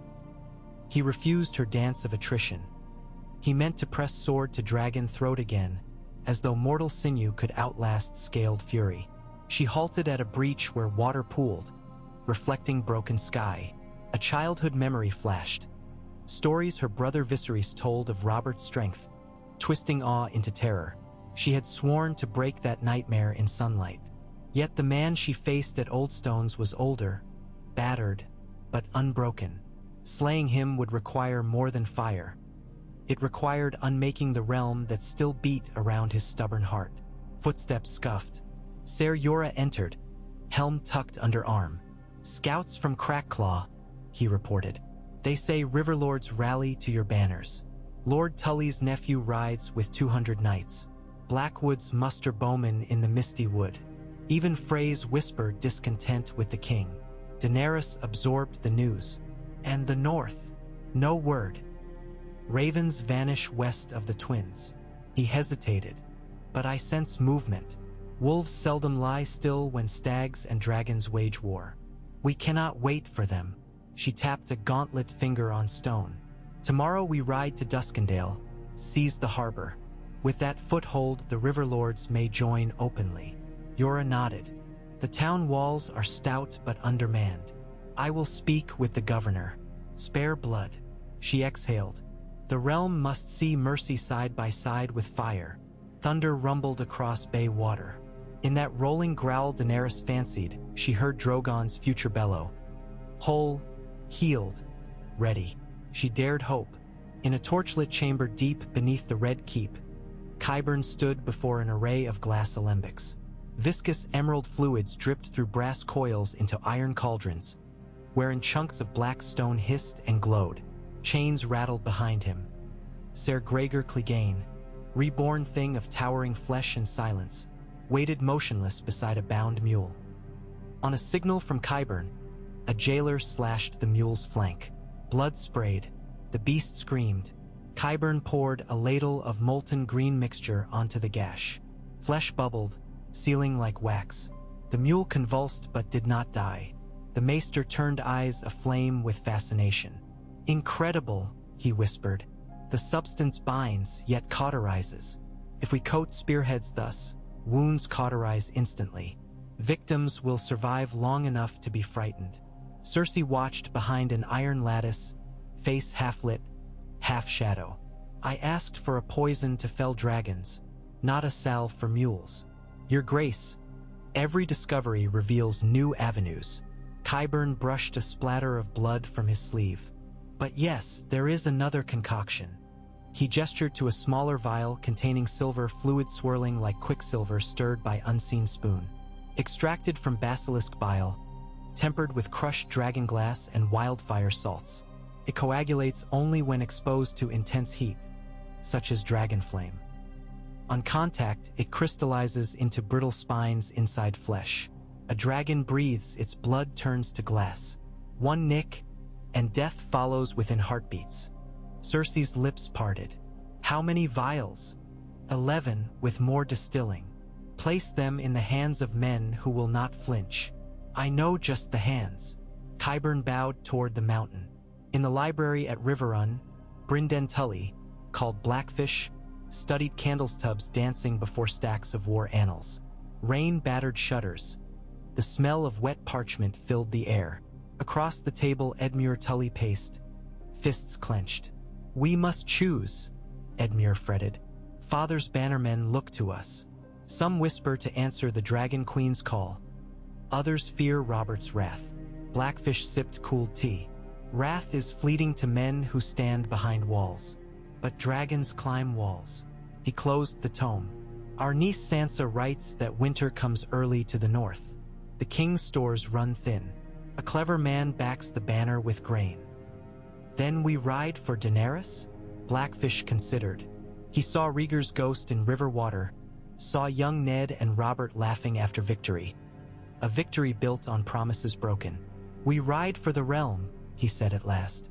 "And right now the realm's best hope is a truce neither side yet sees. But we shall make them see." "How?" "With arrows pointed at both," the old knight said. "Until they remember they share an enemy more deadly than each other. Famine." 30 miles north of Duskendale, Robert's army reached the fork where the Windwater met the King's Road. Rain ceased at dawn. Mist clung low like spilt milk. Sentries reported no sign of dragons, only silent woods and the hiss of river through reeds. Robert ordered camp on a ridge crowned with willows. Sappers dug fire pits. Wagons circled. By noon sun burned off the fog, revealing miles of red poppies opening across meadows once golden with wheat before dragonfire turned soil sterile. The stark beauty unsettled Jaime as he rode perimeter. Each poppy reminded him of blood's delicate permanence. Near the command tent he found Stannis sharpening a long sword, strokes methodical. Sparks leapt, died on damp grass. "Word from scouts?" Jaime asked. "Nothing.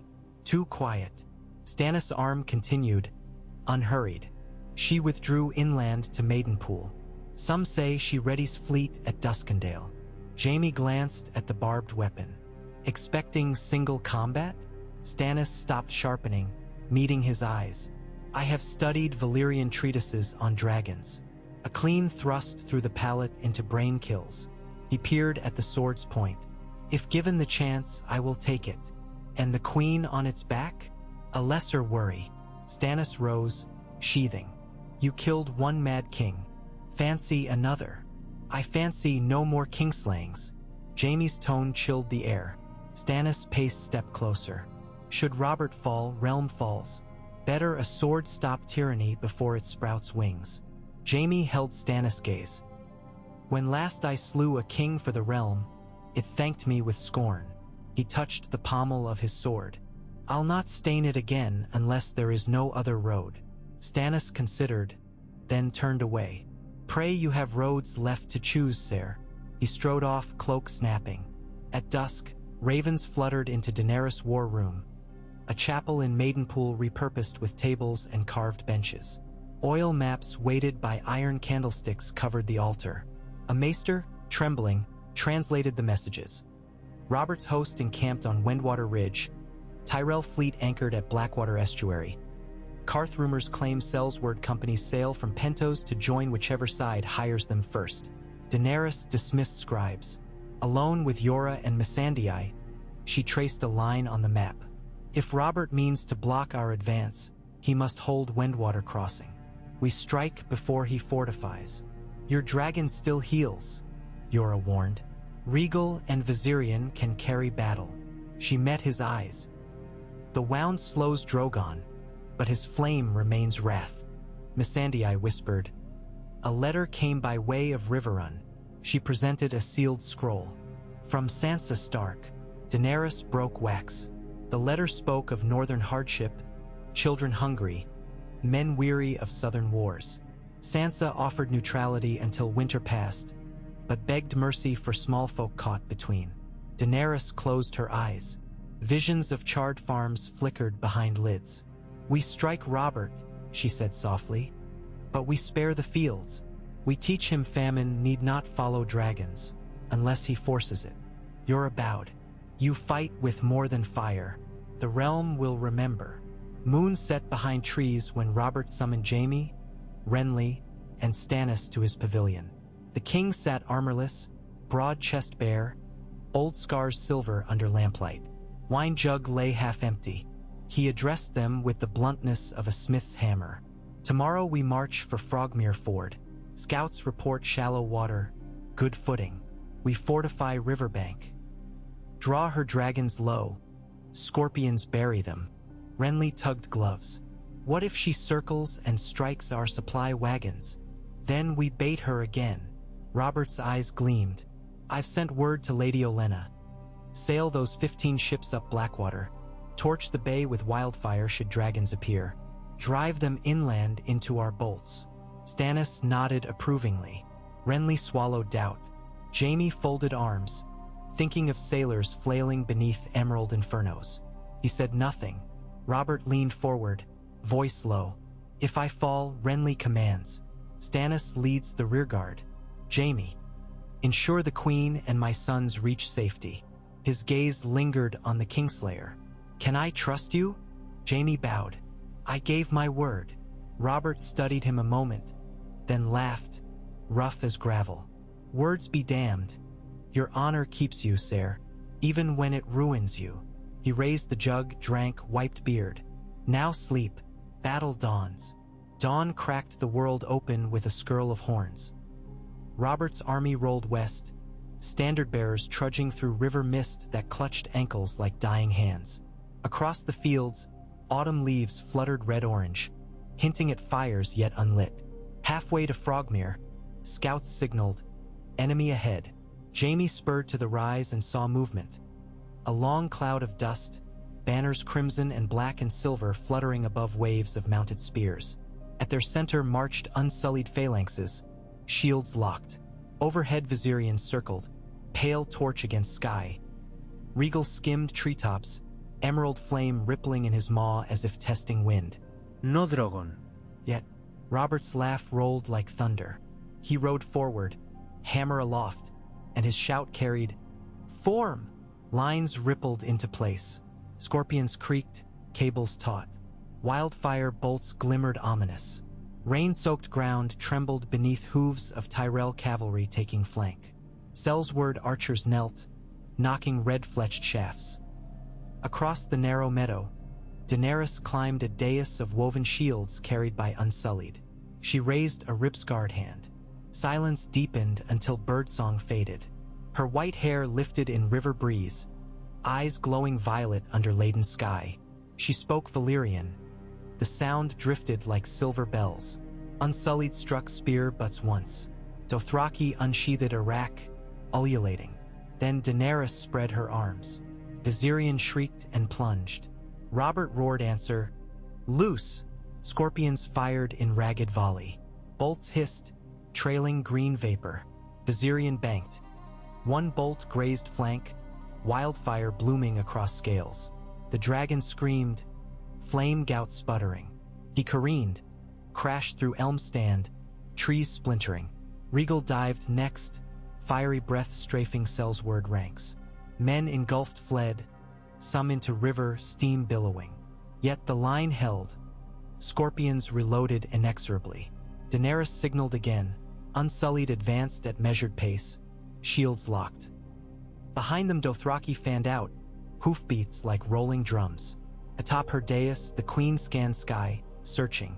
Jaime followed her gaze and saw it. A shadow rising beyond clouds, wider than wings should span. Drogon, the wounded giant's sword, wing braced by leather straps but functional. Each stroke labored yet deliberate. Smoke hissed from nostrils. Robert spotted him too. He pointed, bellowing orders. Every scorpion crew swiveled. Drogon descended in furious shudder, heading straight over the river where Tyrell knights massed. Arrows peppered the sky. Many bounced, some stuck quivering. Half-healed scales cracked, black blood speckled air. Yet Drogon's jaws opened, releasing a torrent of fire so wide it seemed the river itself ignited. Tyrell banners crumpled. Knights vanished in white-hot glare. Where flame hit water, steam towers roared, boiling men alive within armor. Jaime's ears rang with screams. He spurred toward Robert, who stood unmoved, hammer ready. The king signaled the mountain. Ser Gregor advanced with a cohort of black-armored men. The Dragonbane squad Qyburn had bred in secrecy, each holding spearheads coated with silver toxin. Drogon wheeled, bleeding, rage incarnate. He turned east, diving for Robert's command ridge. Bolts fired, 2 struck body, 1 lodging near throat joint. Wildfire ignited, staining neck green. Drogon lurched but came on. Robert sprinted uphill, ungainly yet unstoppable. He swung the hammer overhead, voice roaring challenge to sky. Jaime galloped after, heart pounding. The mountain raised an enormous crossbow built like siege engine, too massive for any man but him. He knelt, bracing. A silver-tipped bolt the thickness of a young tree trunk slid into groove, dripping poisonous sheen. Qyburn shouted arcane words. Gregor cocked the string with a lever wind, muscles bunching. Drogon closed, 70 yards, 50. Flame built in throat, a rumbling furnace. Gregor fired. The bolt shot like lightning. Drogon veered too late. It punched through wing-root membrane, burying deep in torso. No wildfire. Qyburn's poison instead seeped along shaft, disappearing into black wound. Drogon screamed, flame misfiring upward in fractured plume. He beat wings once, twice, faltering. Robert charged beneath, hammer aimed for the exposed belly. But the dragon still lived. Drogon's tail whipped, smashing Robert sideways. The king flew 10 feet, struck rock, rolled. Armor buckled. Breath burst from lungs. Jaime launched from saddle, shield raised over Robert as debris rained. Drogon crashed into meadow, earth shaking. Poison worked swift. Veins beneath scales frosted, turning translucence as crystallization spread. The dragon writhed, choking on its own blood turning to glass. Daenerys screamed. She leapt from dais, sprinting through lines. Arrows flew. Unsullied shielded her path. She reached Drogon's head, caressing snout. His eyes clouded with jagged shards crawling across golden iris. He exhaled one last plume. No fire, only glass dust sparkling in dawn. Then stillness. Silence swept battlefield. Even rain paused, as if sky mourned. Robert staggered upright with Jaime's help. Helmet missing, face blood-smeared. He stared at fallen giant, disbelief and triumph dueling within. "It is done," he rasped. "By the gods." It is done. Across trampled earth, Daenerys knelt, shoulders shaking, hair plastered by tears and rain. Rhaegal landed near, wings mantly. In her, roars throbbing with lament. Viserion crawled from broken elm's stand, limping, keening mournfully. Unsullied halted, spears grounded, awaiting Queen's word. Dothraki pulled mounts into uneasy circle, eyes wide. None had ever seen a Khalasar's mount die. The field exhaled grief and shock. Robert raised hammer, intent to press advantage. But Jaime seized his wrist. "Look," he warned. Stannis shouted too. "Hold!" For Daenerys rose then, slow as dawn over grave. She placed a hand upon Drogon's crystallized brow.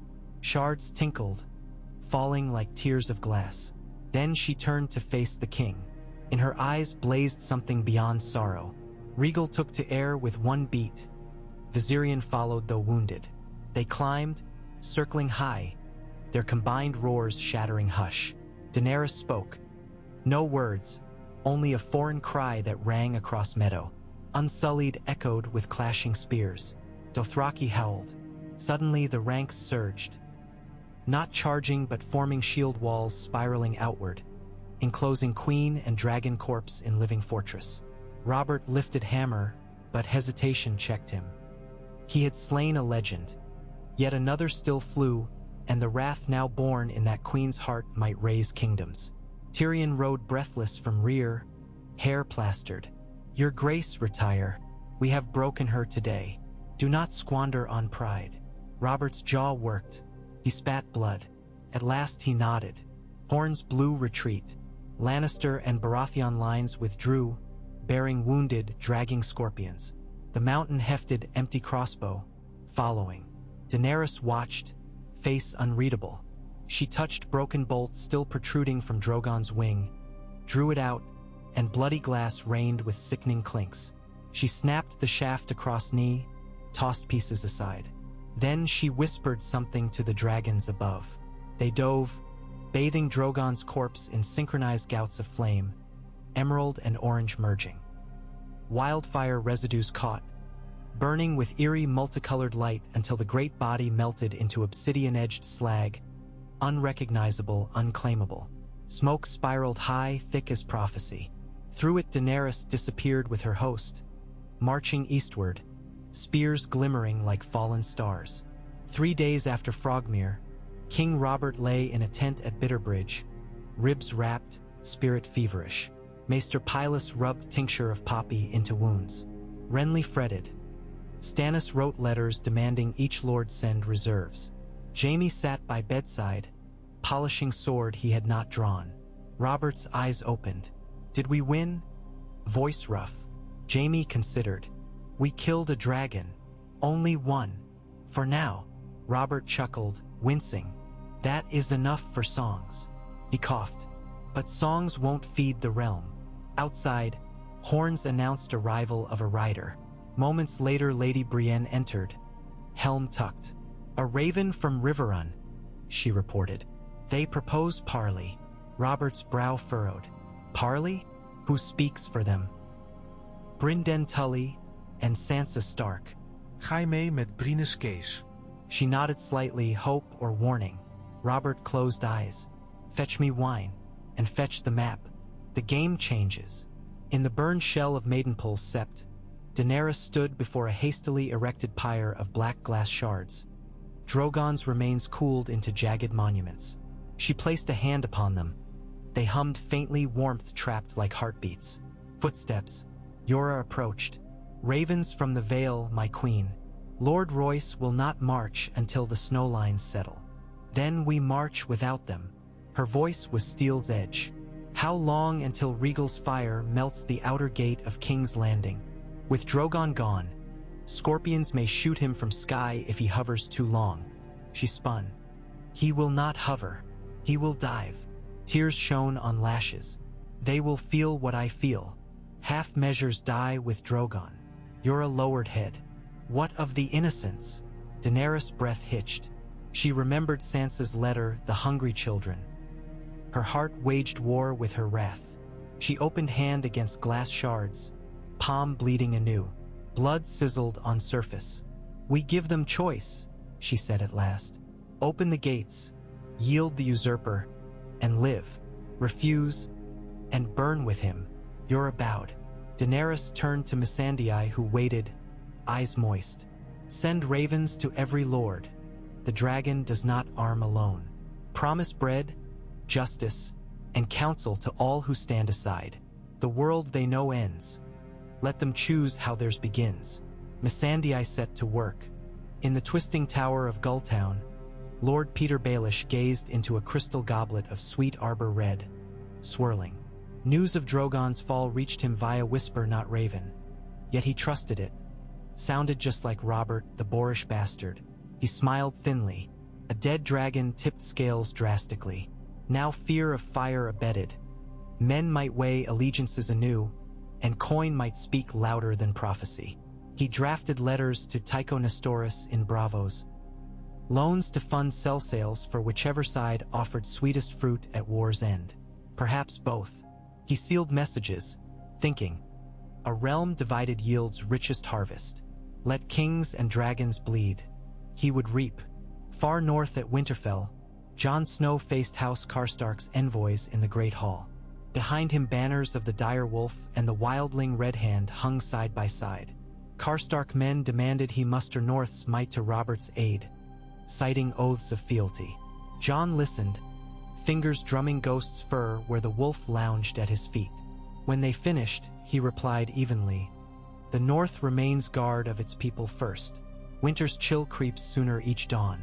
We will not march south to spill northern blood for southern wars." Karstark envoy snorted. "Then Dragonfire will march north for you." "Perhaps," Jon said, rising. "But a dragon queen spared winter refugees at White Harbor last moon. Remember that mercy before you threaten my halls." Ghost's low growl underlined words. The envoys withdrew. Sansa emerged from the gallery, letter in hand.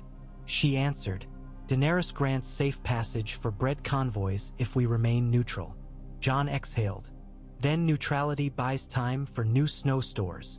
He glanced at the Raven's loft. "But watch skies. War seldom honors parchments." Cersei convened small council in Tower of the Hand. Qyburn, Pycelle, and Littlefinger attended. Reports spread like mold. Lords wavering, Cell's words auctioning loyalty. Common folk whispering dread of another dragon charge. The dead beast near Frogmere became pilgrimage site. Peasants chipped glass scales as talismans. "Superstition favors her," Cersei snarled. "We must remind Realm the lion still roars." Littlefinger steepled fingers. "If Drogon's remains are relics, we craft relics of our own." He produced a locket. Inside, a shard of black crystal. "Distribute at market. Tokens of victory over dragonkind. Spin tale that the king alone slew the beast. Fear turns to faith." Cersei's smile slashed. "And faith binds subjects stronger than chains." She turned to Qyburn. "Prepare the mountain squad for a midnight sortie. We strike her baggage lines, steal her bread wagons, and leave sigils of northern wolves. Sow mistrust among her would-be allies." Qyburn bowed. Pycelle open-mouthed to object, thought better. Plans forged, the council dispersed, each haunted by shadows of flames yet to come. On a windswept bluff above the Riverlands plain, Brynden Tully met Ser Davos Seaworth beneath a tattered peace banner. Only 4 guards each. Ravens cawed overhead, scents of damp leaf mold thick. "You carry stark words," Blackfish said, accepting scroll. Davos handed it. "And a proposal. Starks will mediate Council of Lords within Riverrun's walls. Dragons invited. Baratheon as well." Blackfish unfurled scroll, brows knitting. "A moot of the great houses. When last such gathered, Aegon crowned by fire. This time," Davos said, "perhaps we crown sense." He looked across valley where distant palls of smoke testified to raiders torching more fields. Winter loomed, war raged, dragons wept shards of glass. Davos prayed some spark of mercy yet glimmered in men and queens alike. blackfish sealed scroll in oiled leather. Let us hope they heed before the sound of hammers drowns out all words. They clasped forearms, parting beneath the caw of ravens, sentinels of fate, forever hungry. Weeks bled into each other. Battles small and brutal flared across the crownlands. Raiding parties clashing at crossroads, scorpion crews trading volleys with dragon strafes, grain wagons stolen and stolen back. Fields became chessboards. Villages became pawns sacrificed to position. Everywhere, tongues wagged the legend. The king who slew a dragon, the queen who forged glass from grief. Behind lines, hunger gnawed. Tyrell grain-fed kings landing but not enough. Refugees choked gates, pleading bread. Riots simmered. Cersei loosed gold cloaks. Blood-stained cobblestones. Still the whispers. Open the gates to the dragon. She feeds children. For each rumor crushed, 3 more bloomed. Daenerys marched slow, methodical, capturing holdfasts, then releasing them after swearing fealty.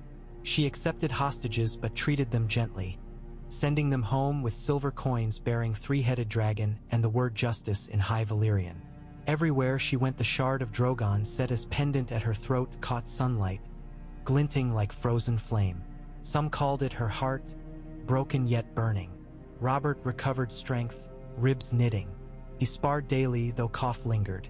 He forged alliances by marriage promises, Renly to Marjorie, Tommen to a Frey daughter, to bind river lords and reach. He paraded Drogon's skull, carried in wagon wherever army camped. The ghastly crystal grin mesmerized men, bolstered courage. Yet nights Jaime heard Robert wake screaming, haunted by the dragon's dying shriek. Winter's breath crept earlier than maesters predicted. Frost nipped leaves mid-autumn. Snow flurries dusted Moat Cailin by mid-month. Everyone knew, if war dragged into true winter, armies would starve, dragons would freeze or starve, but small folk would die first. Urgency sharpened every blade. Deep in Blackwater Rush's tidal marsh, the mountain squad crept on reed rafts, silent under moon sliver. They rode to Daenerys' rear camp where supply wagons rested under light guard. Poisoned crossbow bolts felled sentries. Crates of bread and salted fish loaded onto stolen mules. Leftover sacks soaked in lamp oil, torched. Gregor left wolf banners. By dawn smoke rose and accusations flew between northern volunteers and Unsullied. Trust cracked. Jorah urged punitive raids. Daenerys refused, citing Sansa's plea. Still, whispers spread that northern knives cut their stores. Rhaegal's roars at dusk sounded less fearless, more frustrated. Robert, hearing of success, planned larger strike on her main host. But Stannis argued caution. Dragons still too, supply lines thin. They needed decisive engagement, so they plotted to lure Daenerys to the ruins of Summerhall, where open ground favored scorpions hidden among collapsed walls. Spies carried word to Daenerys. Robert sought parley at Summerhall to discuss River Unmoot. Suspicion warred with hope for peace. Missandei and Tyrion exchanged letters, each seeking terms. At last the Queen agreed to meet, under flight of Rhaegal only, with Robert under banner of truce, each flanked by 50 men. The date: first night of the Hunter's Moon. Summerhall stones glowed silver beneath full moon. Crickets sang funeral dirge among burnt husks of once great halls. High overhead, Rhaegal circled like emerald comet, flame flaring occasionally to remind men of contract's peril. Robert arrived on horseback, donned in older, humbler armor without crown. Jaime, Renly, 2 Kingsguard accompanied. From East Lane Daenerys rode white mare, cloak of black wool, shard pendant at throat. Jorah, Grey Worm, Missandei followed. They met where great sepia mosaic once lay. Now black grass curled over broken tiles. Moonbeams washed faces pale. Silence held. Robert spoke first, voice deep but weary. "We both bleed, girl. Your dragon fell. My people starve. Winter nears. A kingdom half-ash is no prize." Daenerys' eyes shimmered. "You speak as if you care for realm, yet you burned it 20 years ago to seize this throne." "I burned a tyrant," Robert said, "and thought peace followed. Instead I drank and hunted while wolves closed. I will not leave realm to same flames I ended. Nor will I. Daenerys gestured to Shard. I have seen what blind fury costs. I will spare small folk, if you yield throne you stole. Robert's laugh held no mirth. Yield? After all this? Why cling to iron chair when you could live to raise your sons? I will grant your house storms end in perpetuity. The realm knows you as hero. Let them remember you so. Jaime watched muscles knot in Robert's jaw, a man tasting both relief and poison. He gripped hammer hilt. And your dragons? Robert asked. Will you keep them leashed? Regal and Viserion guard peace, she said. But I will forge council of lords to curb Queen's might. No more tyranny. Robert snorted. Councils crumble when dragons circle. Then let dragons guide, not rule. Her voice softened. Help me rebuild, Robert. End this war now. Breeze sighed through char-black beams. Jaime sensed history leaning in, breathless. Robert opened mouth. Then horns blared beyond ruins. Chaos erupted. From Treeline, scorpion bolts whistled upward toward Regal. Stannis' secret batteries ignoring truce. Yora shouted warning. Regal banked, but a bolt clipped wing. Dragon shrieked. Unsullied drew spears. Kingsguard drew swords. Stand down, Robert roared, fury lighting eyes. Too late. Grey Worm launched at Scorpion crew, a rack slitting throats. Lannister shields clashed with unsullied phalanx. Moonlight painted melee into nightmare. Daenerys wheeled mare, shouting for Yora to safeguard Regal. But Renly spurred to block her path, blade out. Yield your grace, he called. She answered with fire. Regal swooped despite wounded wing, blazing a corridor between forces, forcing men apart. Heat seared. Jaime dragged Robert into cover behind fallen archway. Robert hammered shield aside, bellowing for ceasefire, but sound drowned in flame. Missandei knelt over wounded Grey Worm. Arrows protruded from his side. Unsullied encircled Queen, shields locked. Tyrion arrived secretly with Stannis, shouted orders to withdraw, but panic snowballed. In confusion, one Scorpion crew launched poison bolt. It struck horse of Renly, throwing him. Horse toppled onto him with crack of bone. Screams. Jaime lunged through smoke, hauled Renly clear, but leg twisted unnatural angle. Robert knelt by brother, anguished roar. Amid smoke, Daenerys dismounted, helping Missandei support Grey Worm. Regal landed, shielding them. Another bolt sailed, piercing Dragon's flank. Not fatal, but fury rekindled.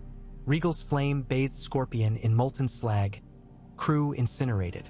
Robert stood, chest heaving, turned to Stannis emerging from shadows, sword drawn. You broke truce, he snarled. Stannis' jaw clenched. Parley was trap. I sprung it first. You damned fool. Robert swung hammer, missing as Stannis stepped back. Jaime interposed, shouting for calm. Unsullied ring tightened. Kingsguards raised blades. Deadlocks pulsed, seconds stretching. Then Daenerys' voice carried, clear despite chaos. Enough. This ends here. She stepped forward, shard pendant blazing with firelight, Grey Worm sagging behind her. I will parley no longer with oathbreakers. She pointed at Robert. Ride to King's Landing. Empty the city. One moon's turn. When the hunter's moon next rises, I fly. The realm will burn or bend. Robert's face crumpled between rage and grief. He clutched Renly's limp form. Jaime saw tears mix with soot. You fly, Robert muttered. I will stand. Ash or glory. Daenerys swung onto Regal's neck despite wound. The dragon strained, talons gouging earth, but took wing, riding thermals away. Viserion joined, blood still staining scales. Unsullied retreated in formations, carrying wounded. Robert knelt alone amid ruins, hammer on ground, Renly dying in his arms. Jaime covered them with cloak. Moonlight silvered Robert's tears. Stannis sheathed blade, face unreadable. Summerhall, birthplace of tragedy, tasted it again. The next days broke hearts. Renly lingered, feverish, until dawn when he whispered Marjorie's name and died. Cersei, upon hearing, raged at council, blaming Stannis. Stannis accepted blame in silence. Robert sank into dark pall, emerging only to inspect city walls or stride Blacksmith Row where men riveted anti-dragon scorpions day and night. Muscles on his arms knotted with hammer swings at forging heads he quenched in wine barrel. He said wine wasted on sorrow. Daenerys encamped at Rook's Rest, raising Black's standard at dawn. A dragon skull entwined with stag crown, shattered, beneath words fire ends lies. She sent ravens repeating ultimatum. One moon's grace. Hunger lines outside King's Landing thickened. Carts of refugees turned away or conscripted to dig ditches. Lady Olenna rallied reach banners to march, ostensibly to relieve capital, but privately wrote to both sides offering fruit if spared thorns. Tullis hosted Mood of Lords. Jon Snow sent Maester Samwell as envoy bearing histories of Long Night, warning that winter's true enemy lay north. Few listened. Littlefinger whispered to sell sails. Whichever side first paid in gold dragons minted after war would rule seas. Bravo's bankers extended credit to both. The moon waxed fat. Snow dusted rooftops of Duskendale, unusual for season. Dragonfire danced against night whenever Regal tested Healing Wing. On eve before final moonrise, Jaime climbed ramparts to find Tyrion perched, feet dangling over drop. City below murmured restless, a living creature fearing butcher dawn. Do dragons dream? Tyrion mused. If they do, tonight they surely dream of burning us all. Jaime leaned on Crenel. And if they don't, then our dreams burn us instead. Tyrion offered wineskin. Jaime refused. I once murdered a king to save a city, Jaime said. I see same madness now, but in hearts of thousands. How do I slay that? Tyrion sighed. With stories, perhaps. Or with love. He sipped. Yet love has poor aim. Daenerys loved her dragon. Robert loved his brother. Love sharpened blades, not dulled. Then habit will kill us, not hate. Tyrion straightened. Well, brother, tomorrow I attend Queen's final council. Cersei means to unleash all wildfire beneath streets if dragons breach walls. A last mad king flourish. Jaime's stomach lurched. She would kill half the city. Tyrion nodded, eyes wet. History repeats, though actors change costumes. Jaime's mind raced to years past, to pyres he prevented. He felt cold steel of decision again. Where is the cash? Hidden throughout, but main vault under Sept cellars. Qyburn guards. And the mountain. Jaime pushed off wall. Tell no one. I will find it. Tyrion caught his arm. If you fail. Jaime's smile was brittle. Then I die as Kingsguard should, saving innocence. Tyrion's eyes glistened. Then let gods grant you straighter aim this time. Moon climbed, round as shield, gilding Blackwater Bay with tarnished silver. Daenerys watched from cliff at Rook's Rest, wind plucking cloak. Regal crouched trembling in anticipation. Viserion's wounds bound with steel mesh. She closed eyes, inhaled cold. Memory of Drogon's final roar haunted, but resolve tempered grief. One more dawn, she thought. One chance for them to open gates. Then a fire. Behind, Missandei approached with letter. From Sansa Stark. She begs again you spare city's children. Daenerys read. Ink blur. Edda's tears welled. She folded letter, pressed it to shard. She whispered, children once played under dragons and kings alike. Let them again. She strode to Regal, mounting. Yora arrayed unsullied below, torches outlining marching order. In 2 hours, they would stand 6 miles from city, within flight range. Ultimatum would end. Stars wheeled overhead, indifferent. In King's Landing, Jaime donned black cloak of city watch, hood low. He slipped past drowsy sentries at Great September of Baelor, descending catacomb stairs. Lantern flickered. Damp stone smelled of dust and rot. He counted alcoves. 7th on left concealed valve door disguised as Saint's Relief. He pressed. It clicked open. Cavern beyond glowed faint green. Vats of wildfire lined walls. Ceiling wax gleaming oily. He exhaled, dread-curling stomach. One spark could incinerate. A shadow stirred. Ser Gregor emerged, armor-swelling dark corridor. His skull helm glared, eyes void. Jaime shut door behind, drew sword's silent whisper. Stand Azide. The mountain-raised greatsword. No words. They clashed. Jaime ducked first sweep, strike that shattered stone pillar. He thrust low, glanced off Grieve. Mountain retaliated, blade carving sparks. Jaime parried, arms numbing. He danced back between vats, praying steel wouldn't ring sparks onto volatile air. Gregor lunged, shoulder-checking Jaime into barrel. Wildfire sloshed, glowing menacing. Pain shot through ribs. Jaime rolled, regained footing, slashed across visor gap. Sword squealed, leaving dent. Mountain roared, backhand sending Jaime reeling. Lantern crashed, oil spilling, flame licking floor. Wildfire hissed, catching. Green tongues leapt. Jaime's heart seized. He dived forward, hacking at Mountain sword arm where chain links met flesh. Blade bit, severing strap. Gregor's gauntlet loosened. Sword faltered. Jaime seized moment, drove point through eye slit. Metal screamed. Blade pierced rancid flesh. Mountain convulsed, dropping sword. Jaime twisted, withdrew. Gregor collapsed, helmet clanging, blood like pitch. Fire spread along oil pool toward vats. Jaime limped, snatched lantern base, smothered flame with cloak. Sparks died, green fade. Breathing ragged, he scanned. Vault door across chamber led to river sewer outlet. He crossed, unlocking bar. Behind, wildfire gurgled ominously. He heaved door open, cool night air rushed. Moonlight spilled over narrow channel leading to bay. He turned back. Fires extinguished, but risk remained. He located will valve controlling canal flood. With effort he spun. Saltwater sluice roared, flooding floor, diluting wildfire. Danger curbed. Jaime sagged, blood dripping from nose. He exited into river tunnel, sealing behind. City lights gleamed above like distant candles.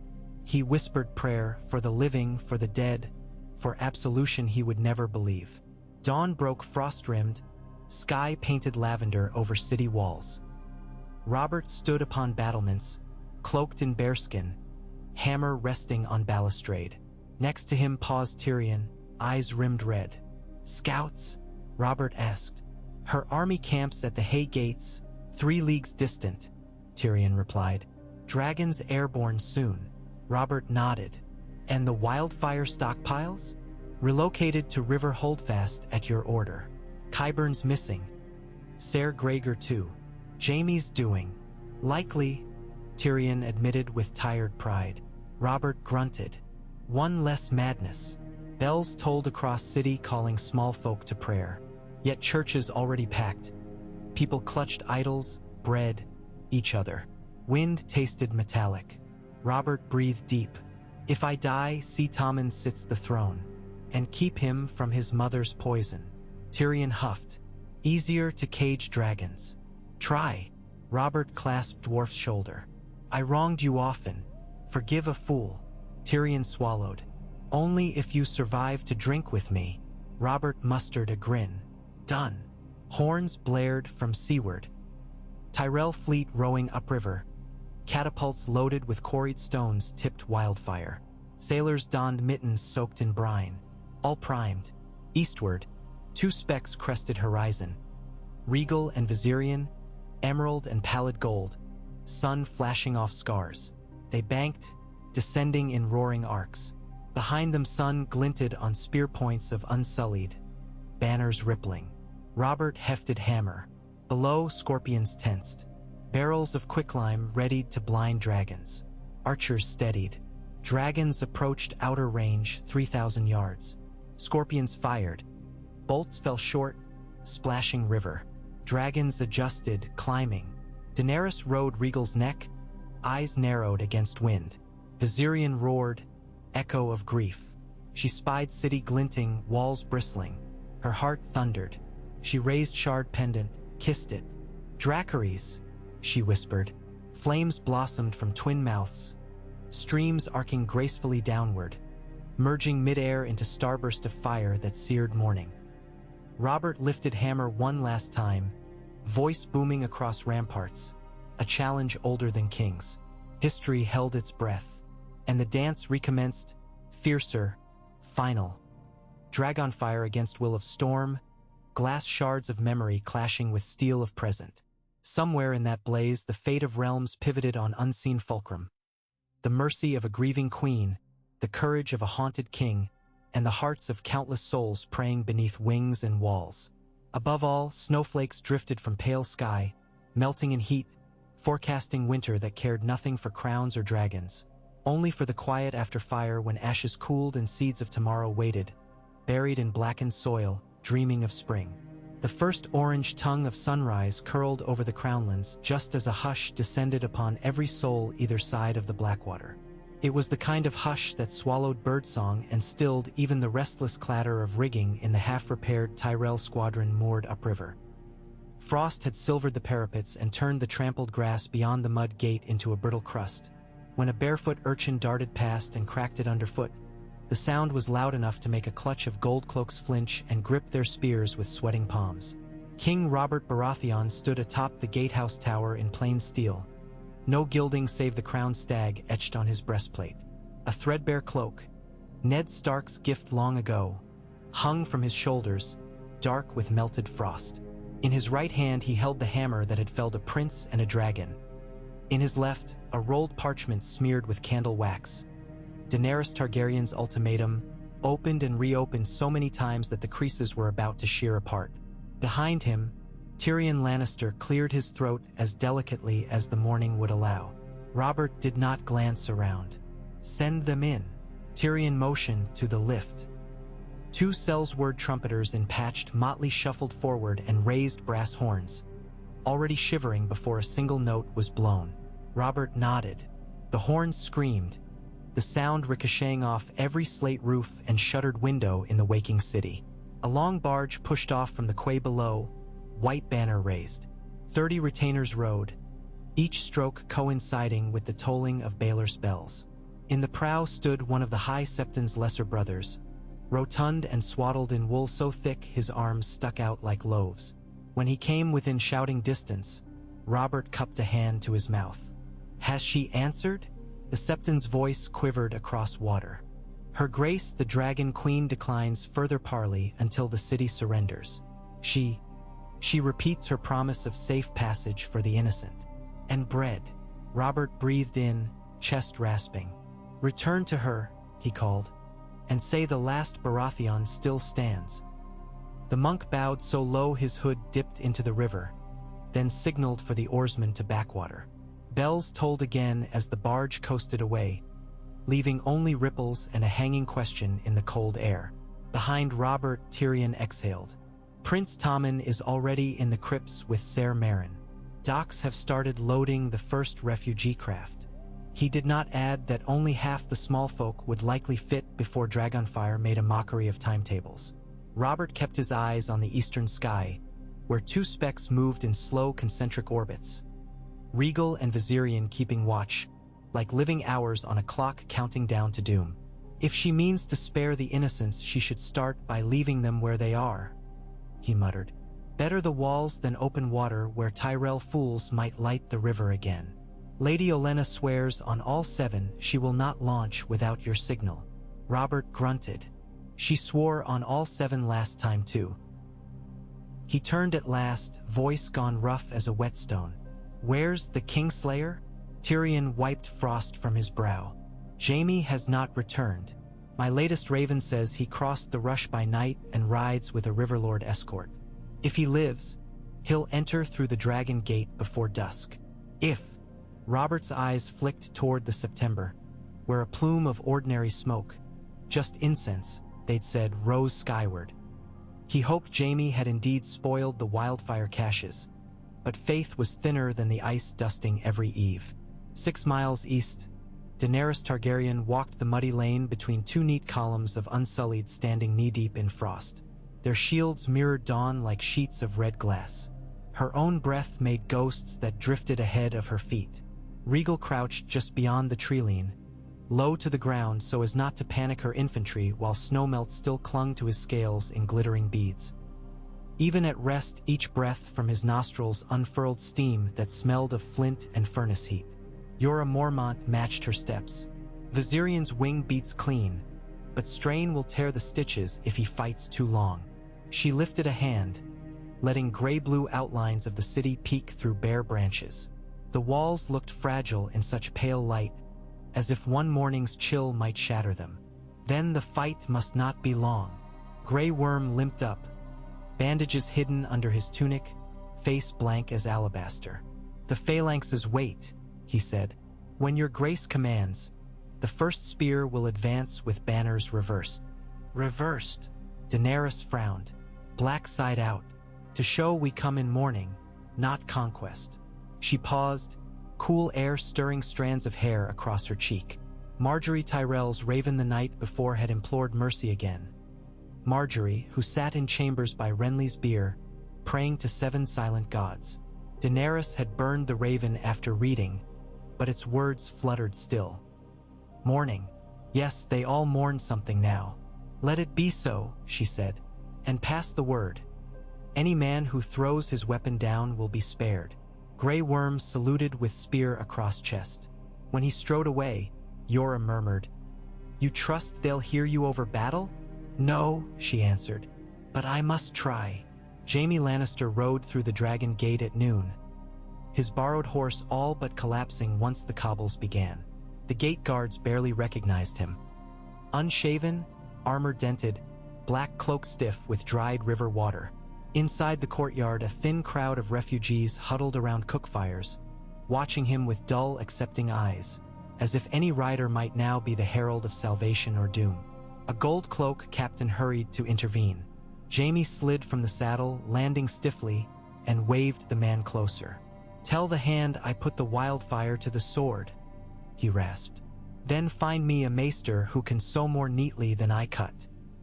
Only then did he look down to notice his right thigh soaked crimson from a long slice earned during his duel with the mountain. Adrenaline had carried him 3 leagues. Pain followed now like a hound. They half-carried him to the Sept Infirmary, where mercifully no longer did Qyburn reign. Instead, Grand Maester Pycelle himself leaned over Jaime, fingers surprisingly deft for one so tremulous. He tutayed at the wound, sprinkled silver powder, and began the business of stitching. Every puncture of the needle sent bolts of fire up Jaime's side. He bit down on a strip of boiled leather, eyes fixed on vaulted ceiling mosaics depicting the 7. The mother's face looked oddly like Cersei's when he first saw her after the rebellion. Proud, cruel, luminous. By the time he emerged into the cloister, Tyrion was there, hair windblown, cheeks ruddy from climbing too many stairs too quickly. They embraced, awkward, careful of stitches, and Jaime whispered, "Tell Robert the cellars will not burn. Only question now is whether the skies will." Tyrion's mouth twitched, spoken like a poet. Now let's see whether poets die of arrow or dragon first. Mid-afternoon, Daenerys ordered the army forward. The Unsullied marched with steady drumbeats, reversed banners black against leaden sky. The Dothraki drove herds of captured oxen ahead, breathing shields to absorb scorpion bolts if the city's engineers aimed low. At center rode the queen on a destrier armor-plated at chest and flanks, shard pendant winking between cloak folds. She had not ridden regal yet. The dragon would launch the moment the horns of the city answered, no sooner. From the ramparts, Robert watched them come. Archers lined crenellations shoulder to shoulder. Each man carried brine-soaked cloth to wrap arrowheads in case wildfire splashed.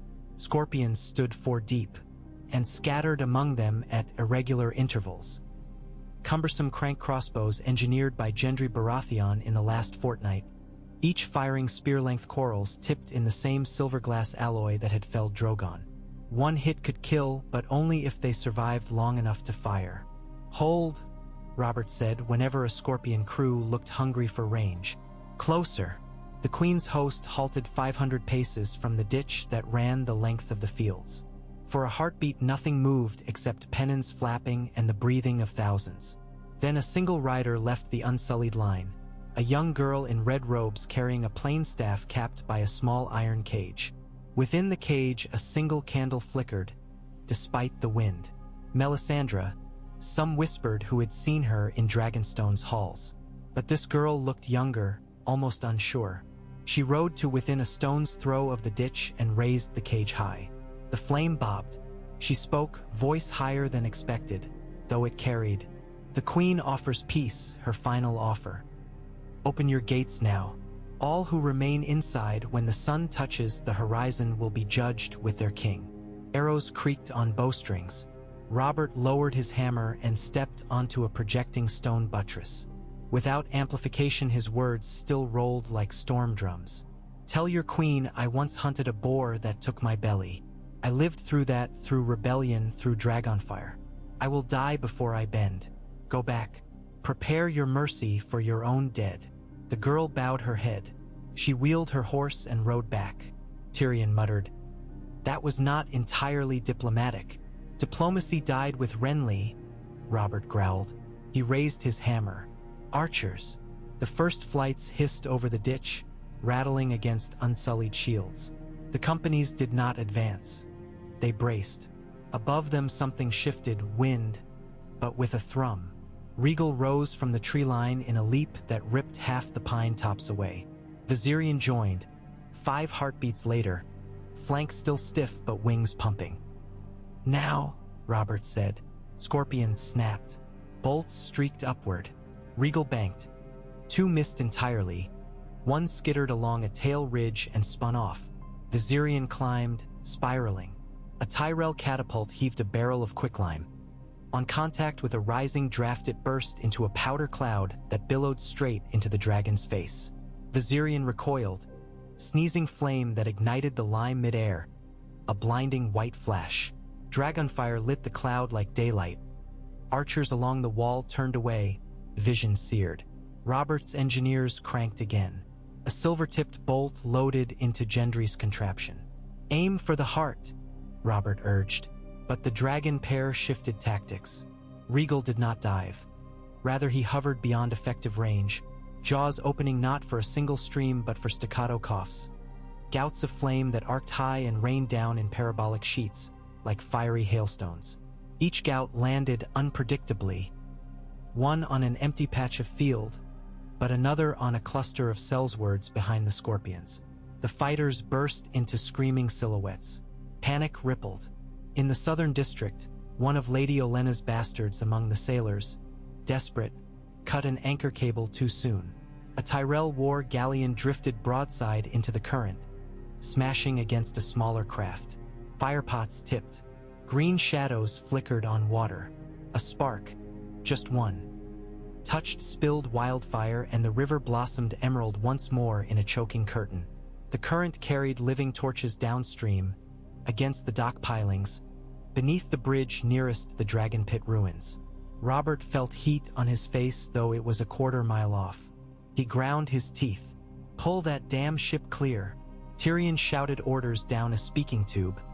Bells rang.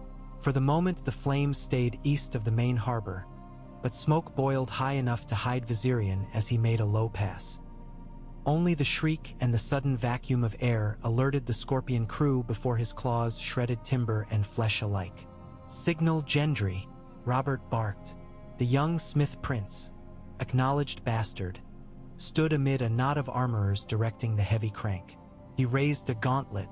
The contraption swiveled, tracking Viserion as the dragon struggled to regain altitude. Gendry yelled, "Release!" The silver glass bolt tore away with an otherworldly whistle. It caught Viserion not at the heart but where wing meets breast. Shallow entry, but even a scratch sufficed. Poison bled into veins, starlight spidering across scales. Viserion shrieked, flapped once, twice, and then something inside him snapped, audible even from the walls. He toppled sideways. The impact outside the city shook bricks loose from parapets. A geyser of dust and shards rose. The dragon lay heaving, spasms racking his body. On the plain, Daenerys spurred forward. Grey Worm shouted, but she was already out of formation, hair streaming, eyes fixed only on Viserion's form convulsing against churned soil. She reached him amidst a storm of arrows, most plinking off her borrowed plate or sinking into the dead oxen around her horse. She slid from saddle and ran, falling once in the mud. When her palm touched Viserion's cheek, the dragon's eyes rolled. Liquid glaze crept like frost across gold iris. She sobbed his name in Valyrian. He coughed smoke and shards. One last breath rattled. Silence. Rhaegal saw. His roar split the sky with sorrow so fierce the Unsullied wavered. He folded wings and dropped, arrow-like, straight for the mud gate. Robert saw death. "Brace!" he thundered. Archers fell to a knee, shields overhead. The crank crossbow fired again, but Rhaegal barrel rolled. The bolt whizzed harmlessly into smoke. Dragon fire slammed the battlements in a fan of incandescent orange. Stone boiled. Men vanished. Robert shielded his eyes and felt beard singe. Beside him the scorpion collapsed, wheels aflame. Tyrion dragged him backward. "This wall's lost." They retreated down an inner stair even as Rhaegal raked a claw through crenellations, scattering limestone like dice. Below, Goldcloak scrambled. A few heroes tried grapnel hooks, only to be swept aside by tail lash. Robert reached the yard, wheezing. He looked about for fresh defense, and found only rubble, bodies, and Gendry's smiths hauling a second silverbolt to the remaining crank. The crew had no clear line. Flame licked their wheels. "Move it!" Robert roared, seized the winch handle, and with Gendry's aid slewed the great bow toward Rhaegal's turning silhouette. Up on the plain, the Unsullied remained steady, but Dothraki howls changed pitch from triumph to fury. They charged the ditch, vaulting over burning beams with insane grace. Scorpions on the north wall pivoted too late. Arak blades flashed among the surviving sellswards outside the gate, cutting a bloody path.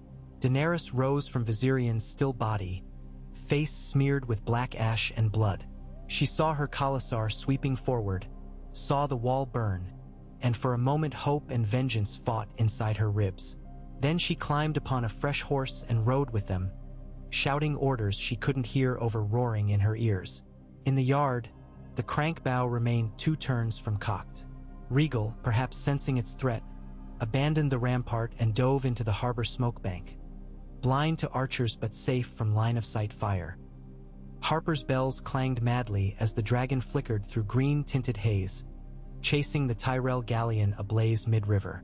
His flame met emerald and exploded into sheets of colors none had words for. The shockwave cracked masts, toppled houses along the riverfront, and drove a spray of wildfire droplets across the nearest pier where barrels of lamp oil were stacked for the Navy. Robert watched the pier erupt. Ice filled his guts. At this rate, half the city would burn whether Daenerys wished or not. He turned to Gendry, voice raw.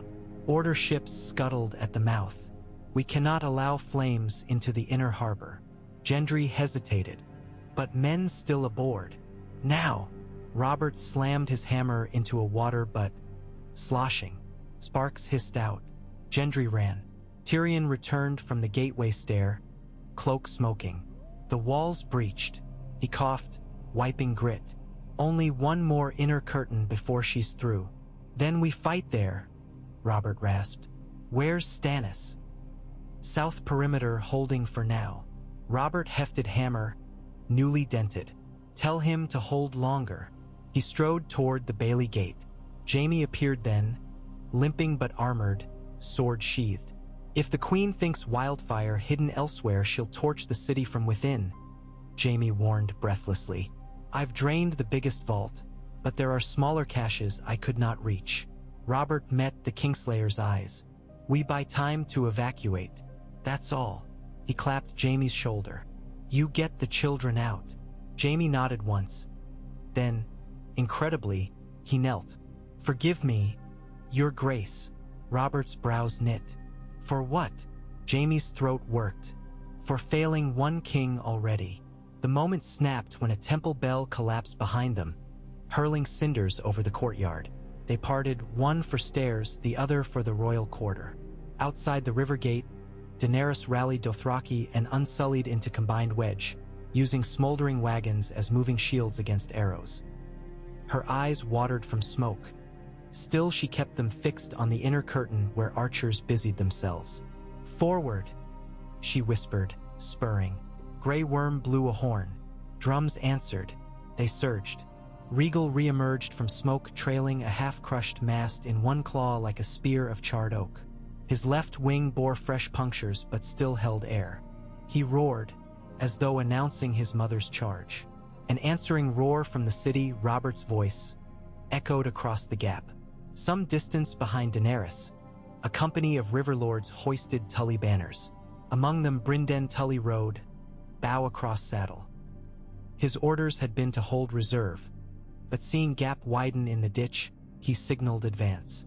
Arrows darkened the sky, giving unsullied forward edge time to breach. On the wall, Cersei Lannister arrived flanked by Qyburn. Blood spattered on his sleeves, and a score of crossbowmen. Her green eyes widened on the battlefield's chaos. "Where is the mountain?" Qyburn spilled words about missing in vaults. She spat a curse. "Fine. Have these men target the queen." "The queen wears plate," Qyburn cautioned. "Aim for the horse." They did, but Daenerys, even at speed, felt danger prickle. She wrenched reins just as a bolt whickered where her hip had been. The horse screamed. A second bolt punched its chest.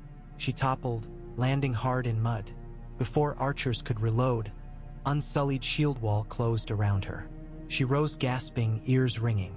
In that instant, a serrated barbed bolt from the last silver-glass weapon streaked. Fate's final dart.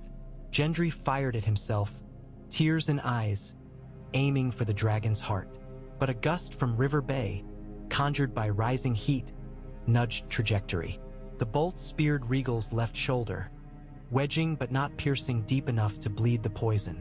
Regal screeched and clawed at the shaft mid-flight, snapped 2 feet off, then fury overcame agony. His descent became vengeance. Flame sheeted across the portion of wall where Cersei and Qyburn stood. Crossbowmen crumpled. Qyburn's scream cut short when molten stone jetted from parapet and flung him into the city. Cersei herself, protected by a Kingsguard shield, staggered back from the brink, hair ablaze. A squire smothered it with a cloak. She flailed and shrieked. Rage, terror. The hiss of burning hair filled her nostrils. She screamed Robert's name, then Jaime's, then simply screamed. Regal veered low and bellied onto the corpse-littered lane inside wall, sliding through 2 towers before coming to rest yards from the stables. Tail flicked debris. He rose, bleeding black steam. Half the palace district now lay open to the sky. Daenerys advanced through the breach on foot, mud half-frozen sucking at her boots. Unsullied poured after her. Within minutes she stood where Regal waited, massive head lowered so she could stroke a soot-black nostril. The shaft still jutted, inch of bitter metal. She did not pull it yet. There would be time or there would not. She looked up at the red keep, spires wreathed in drifting ash, and steeled her heart. Robert reached the base of Maegor's holdfast as the first Unsullied broke through the royal square. Scorpions could not pivot to fire within tight streets. Battle became man against spear lines. Gold cloaks fell back stubbornly to the steps of the great hall. Robert joined them, hammer a storm cloud, smashing shield rims, ribs, skulls. Each breath raked his chest, but he fought as if youth returned. The final stand of kings, he thought. Above, Regal crashed onto the roof of the armory, collapsing 3 levels. Sparks showered. Another blaze took hold. Maesters and septas with buckets became ignited silhouettes. Running. Jaime burst from the servants' arch, Tommen in his arms. Behind trailed 2 maids and a septa carrying Myrcella. "The littlest dragons," Jaime shouted over din. Irony lost. "I'll take them through the tunnels." Robert, wide-eyed, nodded. Blood spattered his brow. "Go!" Then Regal roared again, the sound of entire mountains dying. Archers on upper balconies fled. The dragon's chest expanded, but flame did not come. Blood dribbled down long teeth. He was spent, yet still dangerous. Daenerys emerged atop the steps littered with broken antlers from the crown sigils. Grey Worm flanked her, shield retrieved, and behind them Unsullied 3 ranks. Across the distance, Robert met her gaze. "It ends," she called, voice cracked but sure. Yield. Spare your city your ashes. Robert spat blood. We all die someday, but my city dies a man, not a slave. Daenerys lifted a hand to Regal. The dragon did not flame. Instead, he released a rattling exhale of black soot. She faced Robert again. Then may the gods judge us both. She advanced, gray worm signaling. The Unsullied marched step by step up the wide stone flight. Gold cloaks, outnumbered, drew back. Robert raised hammer in salute. Strange, honoring the discipline of soldiers about to kill him.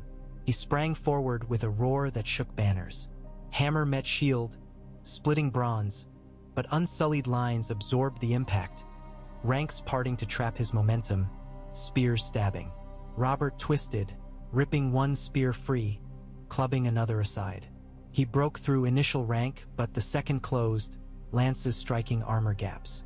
A point slid beneath his pauldron, puncturing lung. He bellowed and swung still, shattering a helm. Daenerys halted 3 steps below him, horror mingling with reverence. For an instant, there was no sound but Robert's labored wheeze. She said, "I do not wish this." Robert coughed blood. "Wars aren't wishes. Finish it." She raised hand to halt spears, stepped forward. Unsullied parted. She knelt, placing palm on his chestplate's dent. His hammer dangled loosely, fingers numb. "Swear," she whispered. "Swear on the memory of your brothers. End the fight, yield the crown, and your people will see dawn." Robert tried to laugh. It came as red froth. "I swore once to protect the realm. I broke that." He looked past her to the sundered gates, to fires beyond, to children screaming somewhere in alleys. A tremor shook him. "Don't break it after me." She realized he relented, not to her, but to fend off deeper disgrace. She squeezed his gauntlet, then eased him to sit on step. Grey Worm barked orders. Unsullied grounded spears. Trumpets blew cessation. Jaime returned in time to see Robert slump. He rushed, sword raised, only to stop as Daenerys stepped aside. "He lives," she told him. "He must live to tell them." Jaime knelt by Robert, pressing cloth to wound. Robert stared up, pain receding, eyes softer than Jaime remembered since the trident. "Tell Cersei. Tell her to keep our boy safe," he murmured. Then, as if remembering Jaime's love, he chuckled mirthlessly. "And you too, brother." Jaime's throat thickened. "Rest. Maester's coming." Robert's lids drooped. The sunrise gilded his brow, turning blood to copper. Bells began ringing across the city. A different rhythm now, spontaneous and discordant, born on confusion rather than command. Daenerys turned, looking upon King's Landing's chaos. Wildfires still smoldered on the river, smoke coiled from broken roofs. But another smoke rose too, white plumes from bakeries that had stilled for weeks, reigniting ovens to feed survivors emerging timidly. She tasted ash and hope mingling. Above, Regal folded aching wings, huge head settling on paws. His golden eye, one unclouded, fixed on her. She touched his muzzle. "Home," she whispered. In distant alleyways, gold cloaks began lowering lion banners. A wind from Duskendale blew, snapping cloth free. Somewhere a child cried, "The dragons spare us!" And others took up the cry like chant. Tyrion limped onto the steps, surveying with stunned relief. "Gods," he breathed. "It may be done." Daenerys glanced at him. "Not done. Begun anew." She surveyed Grey Worm's ranks. "Bind every wound, theirs and ours. Bury the dead. Then open the gates. Let the hungry share the Tully grain." He bowed. "A queen who fights her own fire. Remarkable."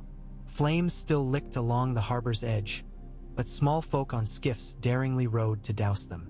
The Tyrell flagship, half burnt, lowered its sails in surrender. Lady Olenna's banner gave a mocking flap before rolling limp. As the sun climbed higher, the frost melted into runnels carrying blood away in thin rosy streams that vanished into cracked gutters. Bells gradually aligned into solemn peal. The call to lay down arms, the call of a realm raw-boned and weary. High atop the red keep, the stag banner drooped, scorched holes showing daylight. A lone guardsman climbed the mast and cut it loose. Fabric drifted down like a falling cloak, landing on stone where Cersei wept, guarded by a single knight. Jaime found her there an hour later. She saw shard pendant glinting at Daenerys' throat across the square and spat, but tears washed ash to her chin. "Is this how it ends?" she asked. Jaime embraced her gently, thinking of broken crowns, of wildfire drained, of dragons bled. "No," he said, "it's how something else begins." On the rubble-strewn steps of Maegor's Holdfast, Daenerys Targaryen watched snowflakes swirl again, yet melt where they landed upon Regal's warm scales. She raised her voice, hoarse but resolute, to the gathered thousands. "This city has burned enough. Let no flame rise save those that bake bread and warm children. By the old gods and the new, by the drowned and the many-faced, I swear no one shall starve while I fly." Silence met her words, then murmurs, then cheers, small at first but swelling.